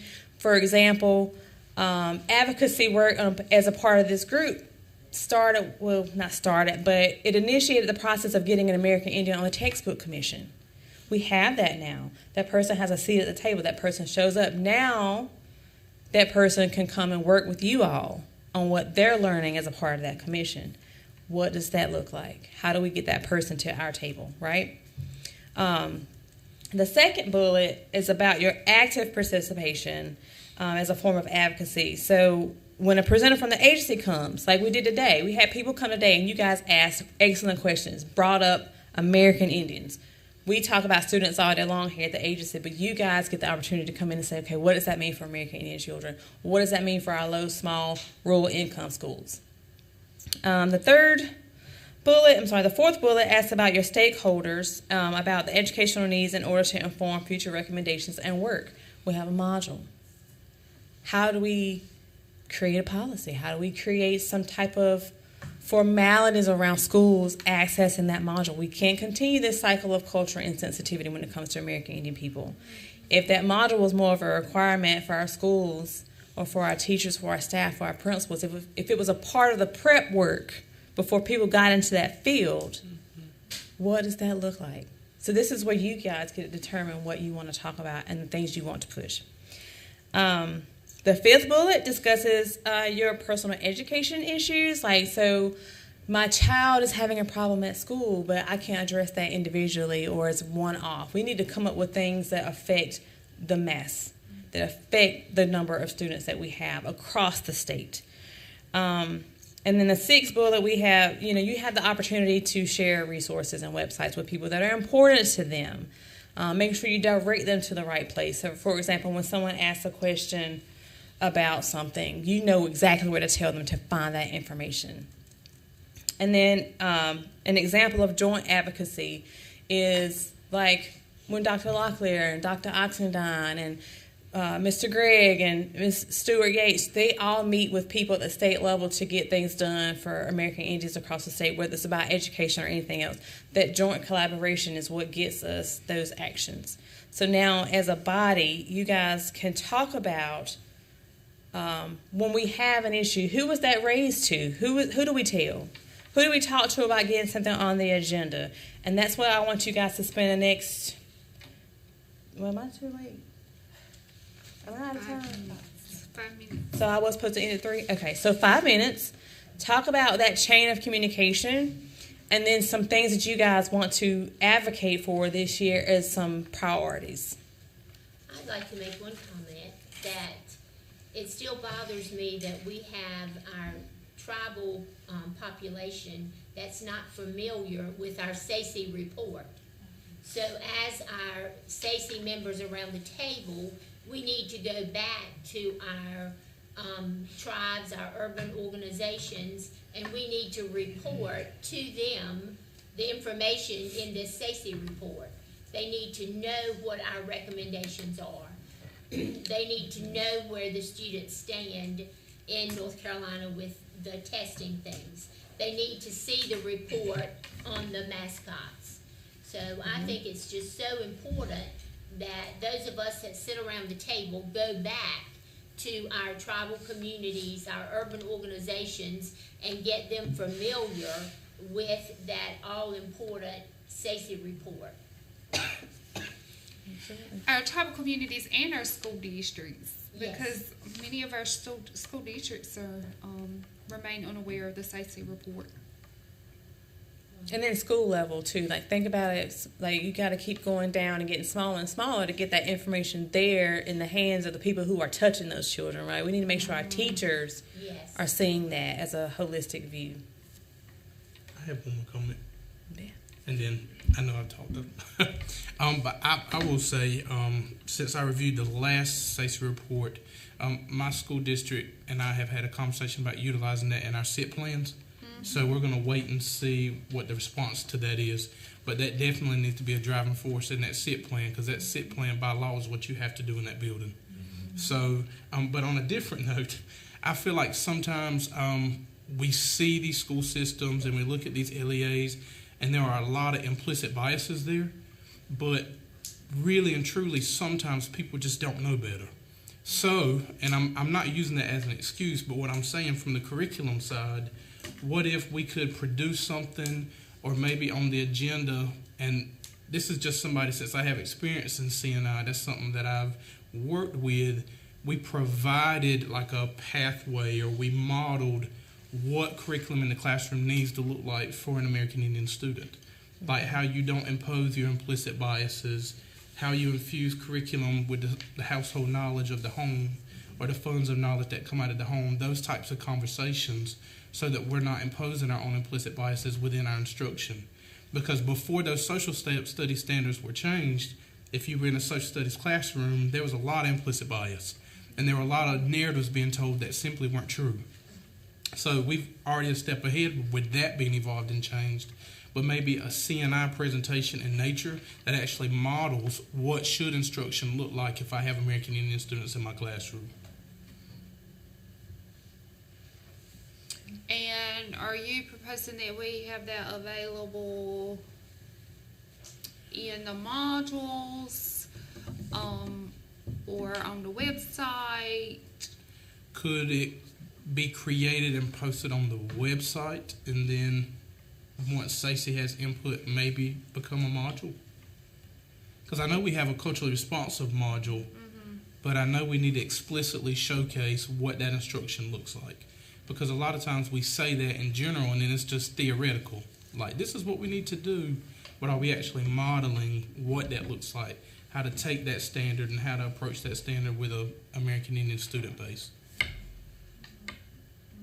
I know it's a big deal. No, Yeah. it's perfectly fine. And so when I presented the SACE report to the State Board of Education, I mean, one of the first questions they ask are, what are the tribes doing to assist in closing these gaps, right? Well, you know, where there are those high American Indian populations, what are the tribes doing to lead these initiatives?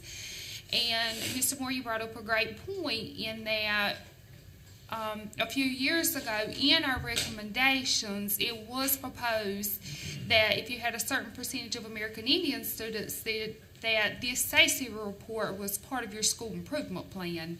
And so I know many districts are not doing that now. They've moved away from that. So that might be something for us to think about, advocating for in those districts, that it is a part of the school improvement plan, so that we can close achievement gaps. And Dr. Chair, I just want to just kind of mention something. In the mission, I circled creating systems. We talked about, there being 19 Indian education grants in the state, but there are less than that of us, and a lot of us are from one tribe or a particular tribe. So like Nash County, is Nash County represented here? So is there a way that we could be given responsibility to connect with these Indian education programs so that they have someone on this council just that they can connect with, that we can get this information to them, and things like the scholarships and all that kind of stuff can be made directly available to these coordinators who have access to these schools and the district personnel, so that they can get the information to the students that they need.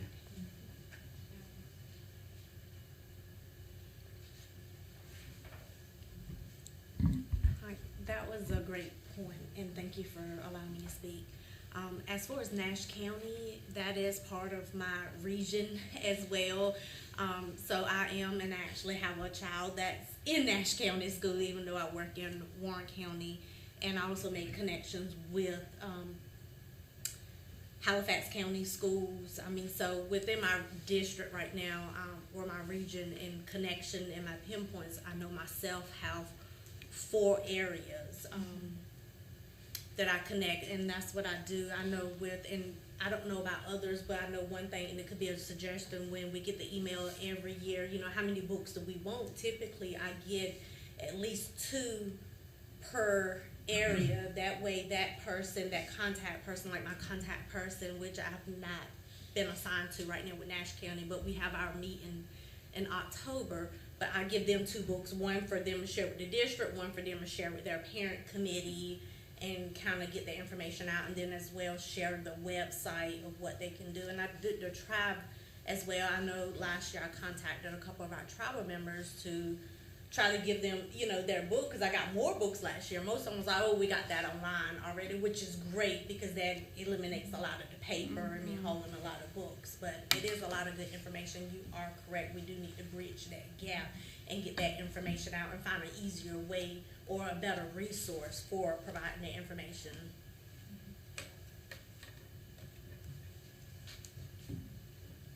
Thank you. I got one. Miss Sheila Locklear. So when she asked us to look through the mission and the vision earlier, I circled 2. I took one from each. So engaging state policy to create lifelong learners, and then getting back to what Chairman Gregg said.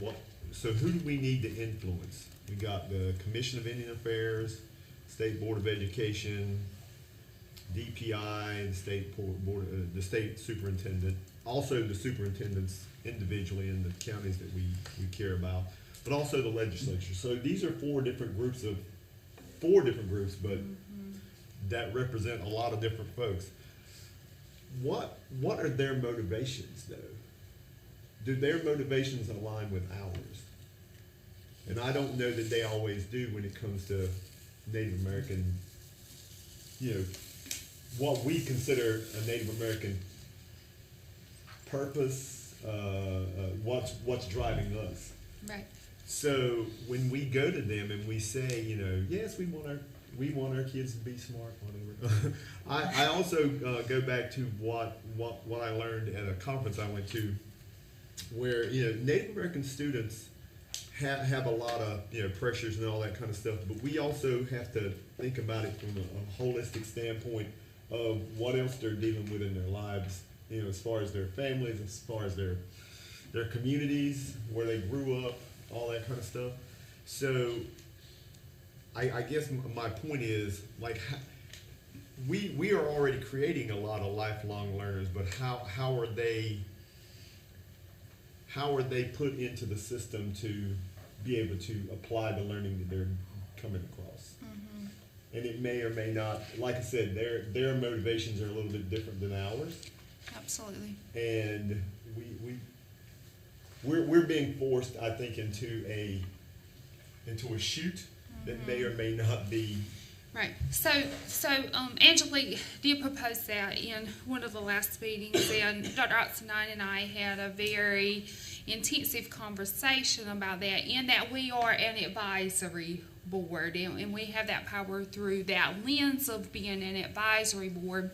And so if we begin to do like those assignments and having a support person rather than going through those Title VI directors, then we're not really working in that unified manner of, the holistic manner of power. So, and when I say that, just say we send these SACE recommendations every year, right? And they're that. We're an advisory board. We send these SACE recommendations, but that's why I was asking the state superintendent this morning, what is the agency's, how are you proceeding to support SACE, right? And And so I think if we use our power or leverage our power to work through legislative mandates to support us, then we would be better off. Like what you're saying, I mean, when we get that American Indian Director position, of course there'll be a communication outlet, but I would like for us to think legislatively, what are some things that we want districts to require and us to use our power in one to proceed in getting that achieved. Does that make sense? Mm-hmm. So I'm going to take her example, the example she gave earlier about the students doing whatever they want to do, but also who was it? That Gaston County school that wants to have a mascot. So why can't we use our power to say, look, you can do whatever you want to do. You're a local school, do whatever you want to do. There's things you're not going to be able to do because you won't have the funds to do those things. Right. I don't care. You can do whatever you want to do. We're grown people. I can do whatever I want to do at my house. I cannot run down the street naked. Right. So, so I agree in that we move like our power forward in saying, hey, we're going to try to get rid of American Indian mascots, which also rids of other conversations, right? We know if we can't have mascots, then we're not going to have a dress up as an American Indian costume day, right? So if we use our power to begin to tackle these big issues in a unified way, I think we'll just get more done.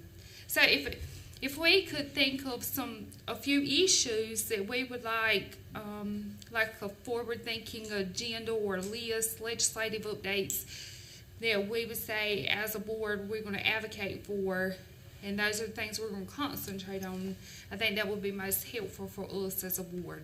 Because us working together on that one recommendation last year, when we simplified it from 7 seats to 8 and said, hey, this is this one recommendation, this is what we want the agencies to support us on and legislation, then we got that. And so us identifying, hey, what are those big issues and who are our outreach folks? Chairwoman, I just wanted to say I agree with Calvin all the way. Money always gets things moving. For instance, the Washington team, when FedEx said, okay, we're not going to give you funding to build the new stadium if you don't get rid of the name, they got rid of the name overnight. It had no issue. But I would also agree with Calvin. Do we have enough support in the North Carolina General Assembly for Native Americans that are going to stand up and do something as strong as what Calvin recommended? If you don't get rid of mascots, you're not going to get funding for your schools. Do we have that commitment? We don't. We don't have commitment to make sure that our teachers are getting a good enough increase in their pay over the year. So I like the legislative thought process, and I agree with it 100%, but I just would love to know, do we even have this representative? Is he willing to support something like that? I don't know. I mean, because I think mascot, that's one of my top 3 for sure. I would say that as a Stacy member, that would be something on my top 3 that I would like to focus on. But I don't know that we have the support of someone who, on the Senate side and the legislative side, that would go and say, hey, we're willing to stand up and do something about these mascots. Because it's got to come from them, and then it's also got to come from the superintendent too. She has a voice. She interacts with them too. It's a multidisciplinary way. Yes, please. And Dr. Locklear, you're probably, or Ms. Chairwoman, you're probably already familiar with this, but I'll talk about my particular school and the mascot that I have at my school. So I know what research suggests, okay, and I'm in full support to abolish all mascots that are offensive or American Indian mascots in general. However, I actually, as the first-year principal last year, did a community survey. And within that survey, all the responses I got back, 95% of my parental engagement and parental responses said they approved the mascot. And then, outside of me having committees and having those conversations, an article was actually published in a local newspaper about why the mascot at my particular school is okay, and another school in the district, because of the community's support of it.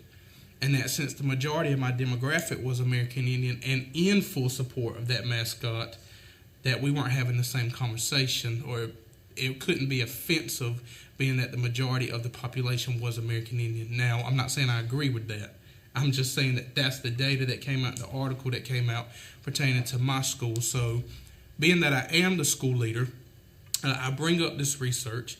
I talk about how we're reinforcing these narratives of historical trauma by having these mascots and creating these unrealistic depictions of who Native people are.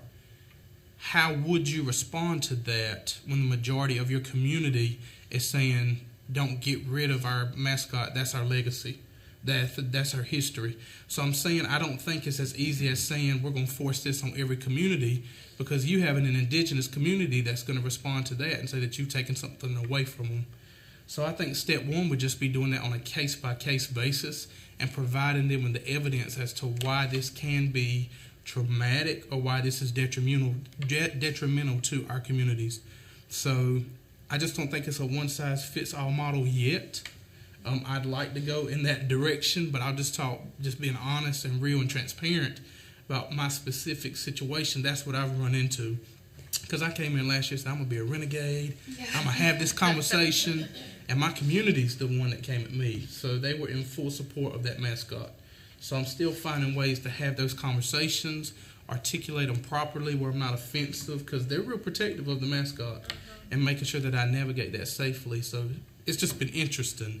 So I think the case-by-case basis would be the safest route. Can I ask you a question? Sure.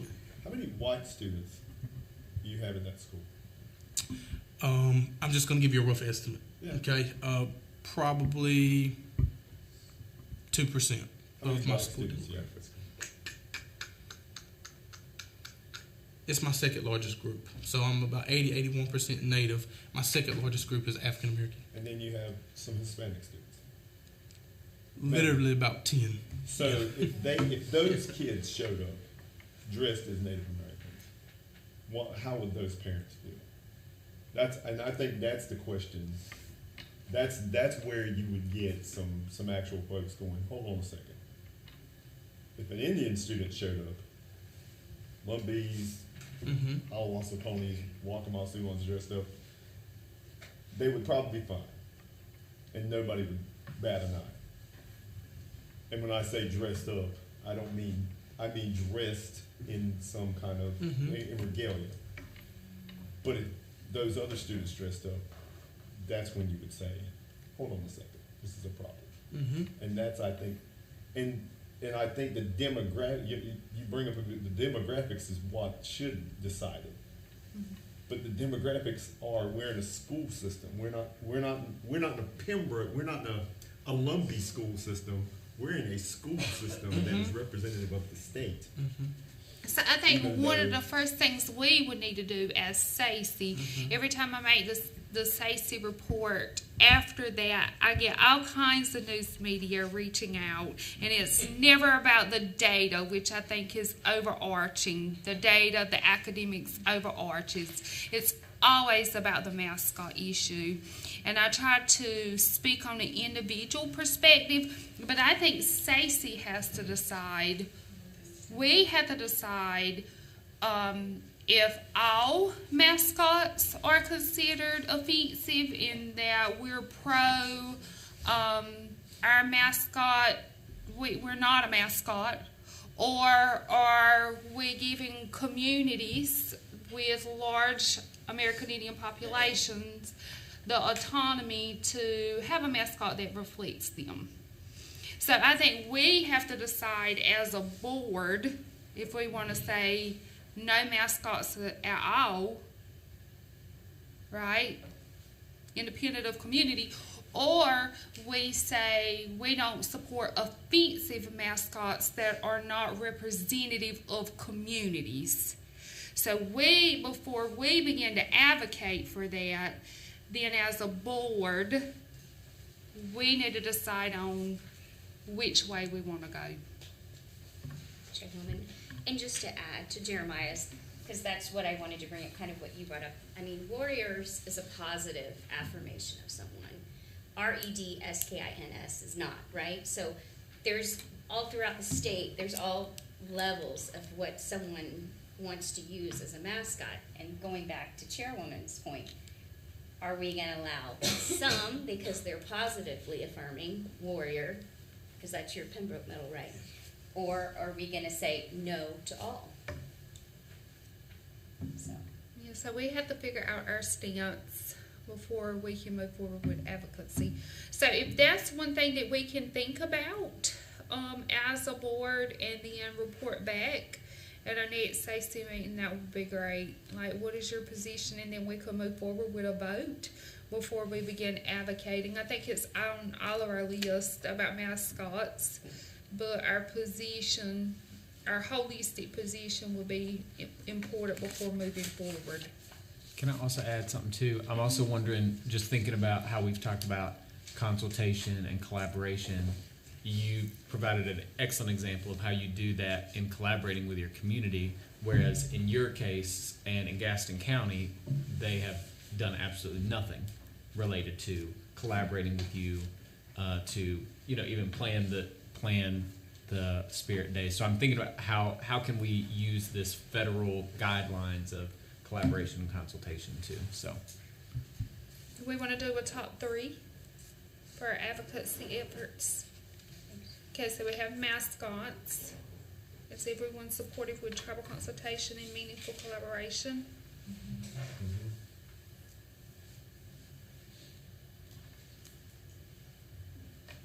And one more. Is there another issue that you would like to see us advocate for? Huh? To better use this report. Yeah. I would like to see us advocate for giving that American Indian director some leverage. I know they're going to be in that academic sector, but what is that position? Is it a director position? How much power do they hold? And if they do hold that power, then they could, say, hey, you have to use that SACE report in your SIP plan. And all those other things. So I would like to know how much input SACE is going to have on the job description for that. I would like for us to potentially think about SACE having input on that job description. What does that look like? What's the power that supports that position? Is this what the position that Ms. Troop was speaking about today? that was in our recommendations last year. Okay. It's approved. That person's going to be hired and can move forward. I recently watched a documentary that Miss Betty did, and she talked about all the power that she had under the superintendent at the time. I mean, just the leverage and power she had to go out in these communities and get things done. So if we... Was that given to her by the state superintendent? Or the by state superintendent. Okay. See, that's a question I have. What does she have? What power does she have? Does she have power over individual county superintendents? Or does she actually have power at the state level above, I mean, I don't know. Will she be asking us for suggestions on this director's job description? That's what I'm asking for. Yeah, that's where I think our power lies, in that we have voice and input on this job description, so that we can give this person some power to leverage with our districts that have American Indian students, our 19 districts. Actually, I want to have them power over the entire state, but that's Right. I would love for this person on the state, like to actually, like you said, to have a seat at the table, to have some type of input would be wonderful as well. I know with the county down with, we actually have to go through, you know, like a person with the district that gives us access to the data. So maybe they can be on like across the state on the district level for each county where they have access to Power School. They're granted, they can go in and pull our numbers, our Native American system. They don't have to actually, you know, follow up with each individual school board per county to get the data that they need. They already have been granted the access and the codes and the passwords to get our data on all of our students across the whole state for Indian education. Right. Okay. Thank you for sharing. So there are 3 advocacy topics: mascots, tribal consultation, and meaningful collaboration, and us having some input on the American Indian Director job description. Also with mascots, can we maybe, when we follow up with that information on mascot, do like cultural insensitivity, or you like the whole aspect, the reason why mascots. I mean, I get why Jeremiah, you know, how it's a positive thing in this community, and I get how, you know, Calvin, you know, how it can be most definitely negative, but the whole aspect with mascots, it's not that, you know, yes, I would love, you know, for people like Warriors to root, but it's the fans, it's the crowds, it's the non-natives not understanding the cultural aspect of it, how we didn't pick and choose to be native, we're born native. So to tie that back in with the mascot piece. We can think about how we can do that. So in our next meeting, though, we'll need to bring back what is our position on mascots, and then we can intentionally align cultural insensitivity to our position. How does that sound? So we'll need to decide, hey, you know, all mascots in North Carolina or all offensive mascots in North Carolina.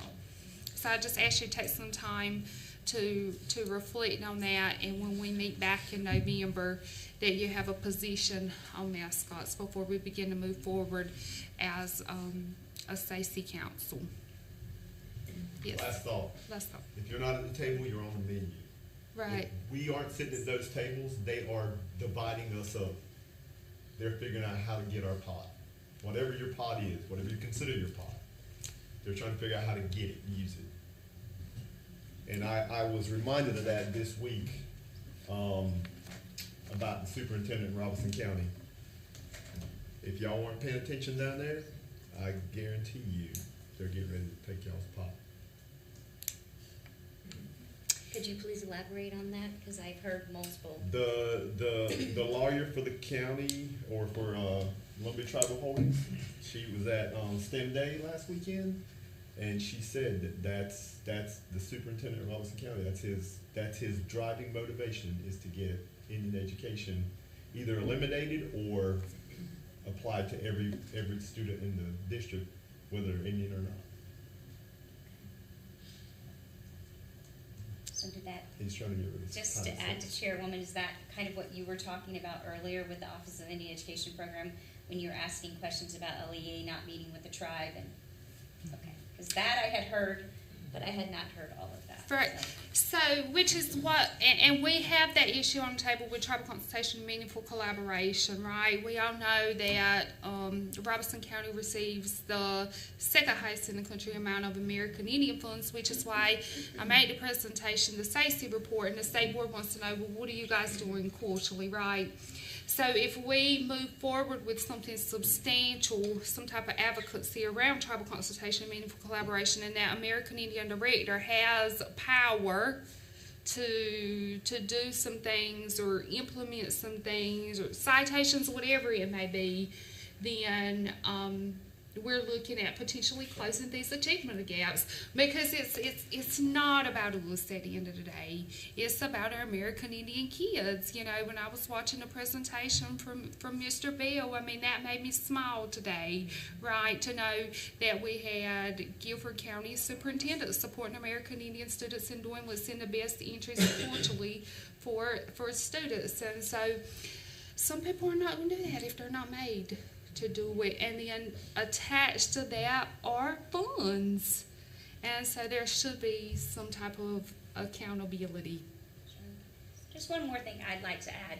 I'm twice Native, so both of my parents are Lumbee, but my dad is half Lumbee and half Mexican.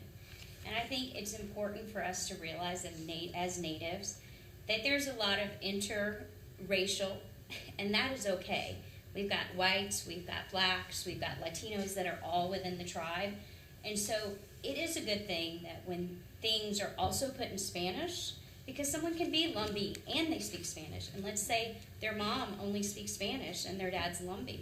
She's going to need to know a way to get involved in Indian education. So it's not just Native. We have people who are mixed Native and other things. And as long as they meet the requirements to be in an Indian education program with their tribal card and that they're recognized, I think it's important that we as SACE are also aware of that too, that there's a lot of interracial, whether it's Lumbee, Coharie, whatever. All right, any other comments, questions, suggestions? Thank you so much. I feel like we're getting some momentum going. All right, next on our agenda is an action item, which is our culturally responsive modules plan for update and development. And I don't see Mr. Dalton. So Mr. Dalton is here with us today. Mr. Dalton Locklear, who is a Lumbee. I'm going to go ahead and give you his background. So he is actually a student, a senior at UNC Chapel Hill. He is doing an internship here at DPI through the Hunt Institute. So he's doing 15 hours per week in the fall, and then in the spring he's doing 25 hours per week. And Mr. Dalton, Mr. Locklear had reached out to me about assisting Stacey on some work. Mr. Dalton, if you would come forward, I would like to introduce you to the Stacey board. So I kind of gave everyone your background. Hi. Hi, it's good to see you all, Madam Chairwoman, the esteemed board. Okay, thank you. So I just told him that you were doing an internship, and so Dalton and I have talked about these culturally responsive modules. There's a few things to think about when we think about the culturally responsive modules. If you're not in a district or a school system, if you don't have access to PowerSchool, then you can't see the modules to review the modules. So like since I'm not part of a school system, I can't see the modules. I had to go in and look at them a different way.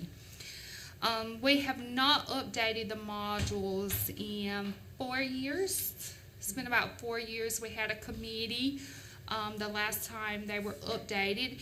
And so Mr. Dalton reached out as he's doing his internship about something that he could help Stacey do.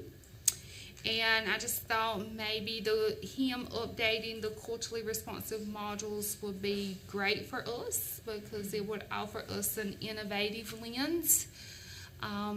It would offer a different generation lens as he works through these modules. But I certainly want the council's input. Have you been able to see him? No, sir, I have not. So he is not employed by a school system, so he can't get in PowerSchool. Is it in Canvas? It's not in Canvas. So we have talked about that previously, moving that over to Canvas. Go ahead. It actually has been moved now to Canvas, but it's still within the system where home base that you have to have So, but it is a campus now. Yeah. Because Moodle is on. Right. Yeah. And so we've talked about that because I would like to introduce the modules to and higher ed before our teacher candidates actually go into the field and our knowledge on culturally responsive pedagogy. But he does not. He cannot access them. So, and I couldn't either. So they put it in a Google folder for me and shared it with me, and I'm happy to share that Google folder with Mr. Locklear. Now, you know, if there's anything that you guys that have access, if there's anything that you guys would like to share or see in those modules, I can give you his email address so that you can email him. But previously, we have identified like 3 or 4 folks to work as a committee in updating the modules. So we can move forward as us identifying 3 or 4 folks here on the council, working in those modules and updating those modules, or we can pass that baton to Mr. Locklear, allow him to dig into the modules, update those modules, and bring back suggestions to us. And during that time, we could email him any updates that we would like, but we would have to review his suggestions before approving and editing those modules. And could it be just because he hasn't seen it, we can just like share our contact information if he had a question? Absolutely. Like you can reach out if you don't understand what particular things asked him or something like that in terms of how that would be in the classroom. Mm-hmm. Then we can answer those questions for you. Wait a minute, you can see it. Yeah, I can see it. And Brandy can see it. And you can see it. How many folks have actually completed the modules? How many folks have completed the modules? Okay, so I encourage you, if you do have access to Power School, that you complete the modules, and you know you'll earn a CEU for completing those modules, and that'll help for renewing your license. Excuse me, this is only just for an educator, not a parent having access to Power School, correct? Yes, that's what I just wanted to make sure. I'm more than happy to let Mr. Dalton do the thing. I don't know how to. I second that. Okay. All in favor, say aye. Aye. Any opposed? All right, so Mr. Dalton, Stacey charges you with, we will make sure we share the modules with you. We charge you with reviewing those modules. Coming back in November, our next Stacey meeting is November 17th. We'll give you that information. Reviewing those modules and coming back with any suggestions and edits for us. And I'm going to give everyone your email address in case they have a suggestion for you or you have any questions. Yes, ma'am. Thank you, and thank you to the board. Thank you. We look forward to your suggestions. We thank you for volunteering your time and wanting to be intentional for your internship. So thank you in advance for your community service. Yes, ma'am. Thank you. I love to see us growing young leaders. Madam Chair? Yes. Okay. With him reviewing and going over it, how can we provide feedback if we don't have access to look at the modules ourselves? So you don't have Power School access? No, ma'am.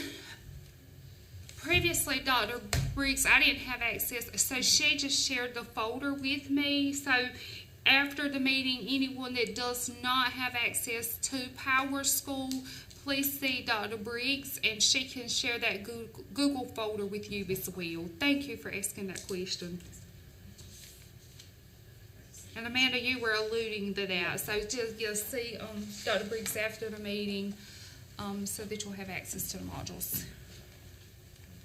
Are you, I just wanted, so you are in a school system, correct? No. Okay. No. I actually work part-time with Warren County Indian Ed, but on part-time I have a contact person with the school board in the district, and they provide me and pull me the data that I need from Power School. Okay. No, technically, no, I'm not employed full-time with the school. All right, next on our agenda, we have agenda items and announcement. As far as the chairwoman's report, I would like to welcome a new Indian education program in the state. Nash County Public Schools is a new recipient of the Title VI Indian Education Formula Grant. So congratulations to Nash County. Are Do they there? have an Indian do they have a coordinator? Not yet. Not yet, okay. I know our first parent committee is October the 10th, but that's all. They actually just got the funding like in their account with August the 28th. It was near the end of August. Okay. So they're very, very new. So they have an Indian educator that's a part of their Title VI for them to have a program, right? You mean as part of their parent committee? No, for writing the grant, you have to have an American Indian educator. No. You have to have an American Indian educator on your parent committee, but you can apply as long as you have 10 students. But they do have an American Indian educator, a few, but yeah. They have a low number of students, but they. Yeah, I just lost probably about 4 of mine to Nash County this past year. We're going to get all these Indian education programs together. I'm telling you, you keep these kids together, man. They can do some really cool stuff. We've been combining, like our back to school powwow was actually 3 Indian Ed programs that came together, and that was with the assistant of Miss Consuela Richardson years ago that did that. Was the Native Initiative program that she done, but due to COVID, our last back to school powwow was actually in 2019, so that was the first one last night in about 4 years. But we do a lot of combined because within probably a good 30-40 minute mile radius, we actually have now with Nash County 4 Indian Ed programs within just that small space. Well, here, I mean, Wade County's right here too, so Yep. next time y'all do something, let us know.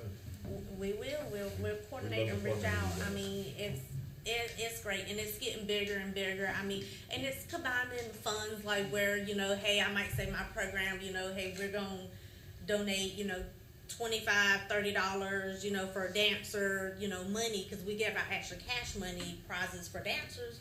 But then I might be responsible for chips, and somebody else might do the fry bread, somebody else might do drinks. So it's combining our resources, and it helps. Awesome. Are there any other announcements at this time from any of our members? Can I just share, Madam Chair? So we were talking about the pathway to getting to the culturally responsive course if you do have Power School, and the way to do it is through the NCEs. So when you go onto your NC Cloud or your Power School, it's through the NESAs. And then you go to professional development, and you should be able to just type in the course.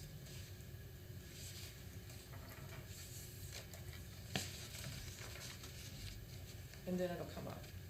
And then you add it to your Canvas. So if you have access to Power School, Homeschool, you do it through the NCEs. Okay? I just wanted to share that. Yes, thank you so much. Are there any other announcements at this time? Oh, for your travel, not this yet, for the, so for your travel now will come through DocuSign, and from what I have learned, it can go to a spam folder, so keep a lookout for that email to come to you from DocuSign. I never got paid for mileage from the summit. I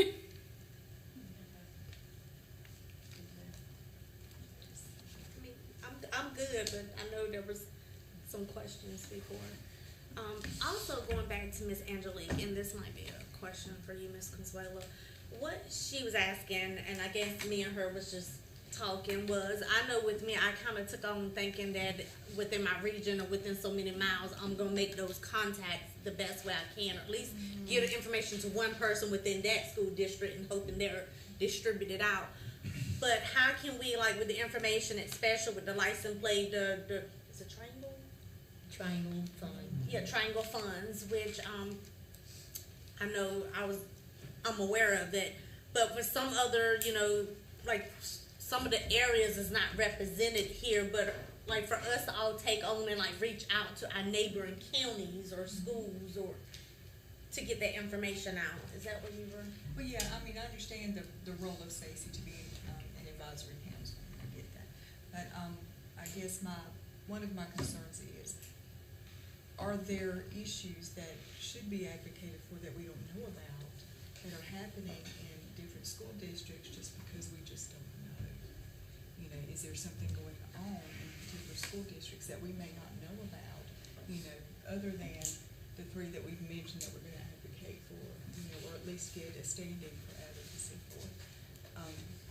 You know, if they feel like they're operating in silos, then who do they tell that is going to hear them? So that's kind of where I was going with that. But I don't know if that would be our role, you know, in that respect, or,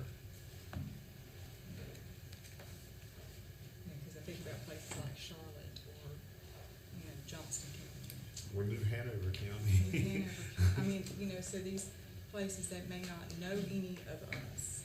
Well, so, Chairwoman, I'm part of the Charlotte, because I lived there before I moved to Chapel Hill, and so Rebecca Jones-LeClaire, who has students at the Charlotte Mecklenburg schools, and I communicate all the time, and I also know their Indian education consultant they have, because they put it under diversity, equity, and inclusion. They don't have a specific Indian education program coordinator, but like, for instance, Charlotte, I do have contacts that I reach out to and share this information, and they share with me, so.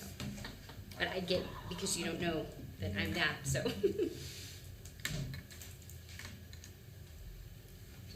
Yeah, it is that I get it, and we want to support, you know, all American Indian students across the state of North Carolina, and landing that in that American Indian director hands, because we're an advisory group, which is why I was asking about the power of that American Indian director, because we want them to be able to leverage their power. Because for us on a general statute, we're an advisory group. So just putting all that power on that American Indian director position, or asking for that, or our voice in that job description would probably be. Because when we begin to do it independently, it's almost. But, I mean, certainly, you know, we can all share these outreach resources with the districts and tribes that we serve. Any other questions, comments, concerns? Today has been very productive. Thank you guys for your commitment and dedication to American Indian students across the state of North Carolina. Do we have a motion to adjourn? I make a motion to adjourn. Second. All in favor? Any opposed? All right, have a great Friday afternoon. Safe travels to all. Just remember to get these books back here. You guys can take any of these with you. As many as you would like. Are the safety reports here too? Right, and so your reports are out here. Grab the number that you requested.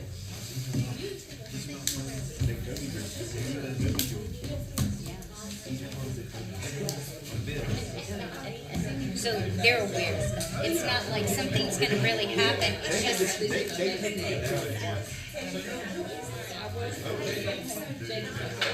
He actually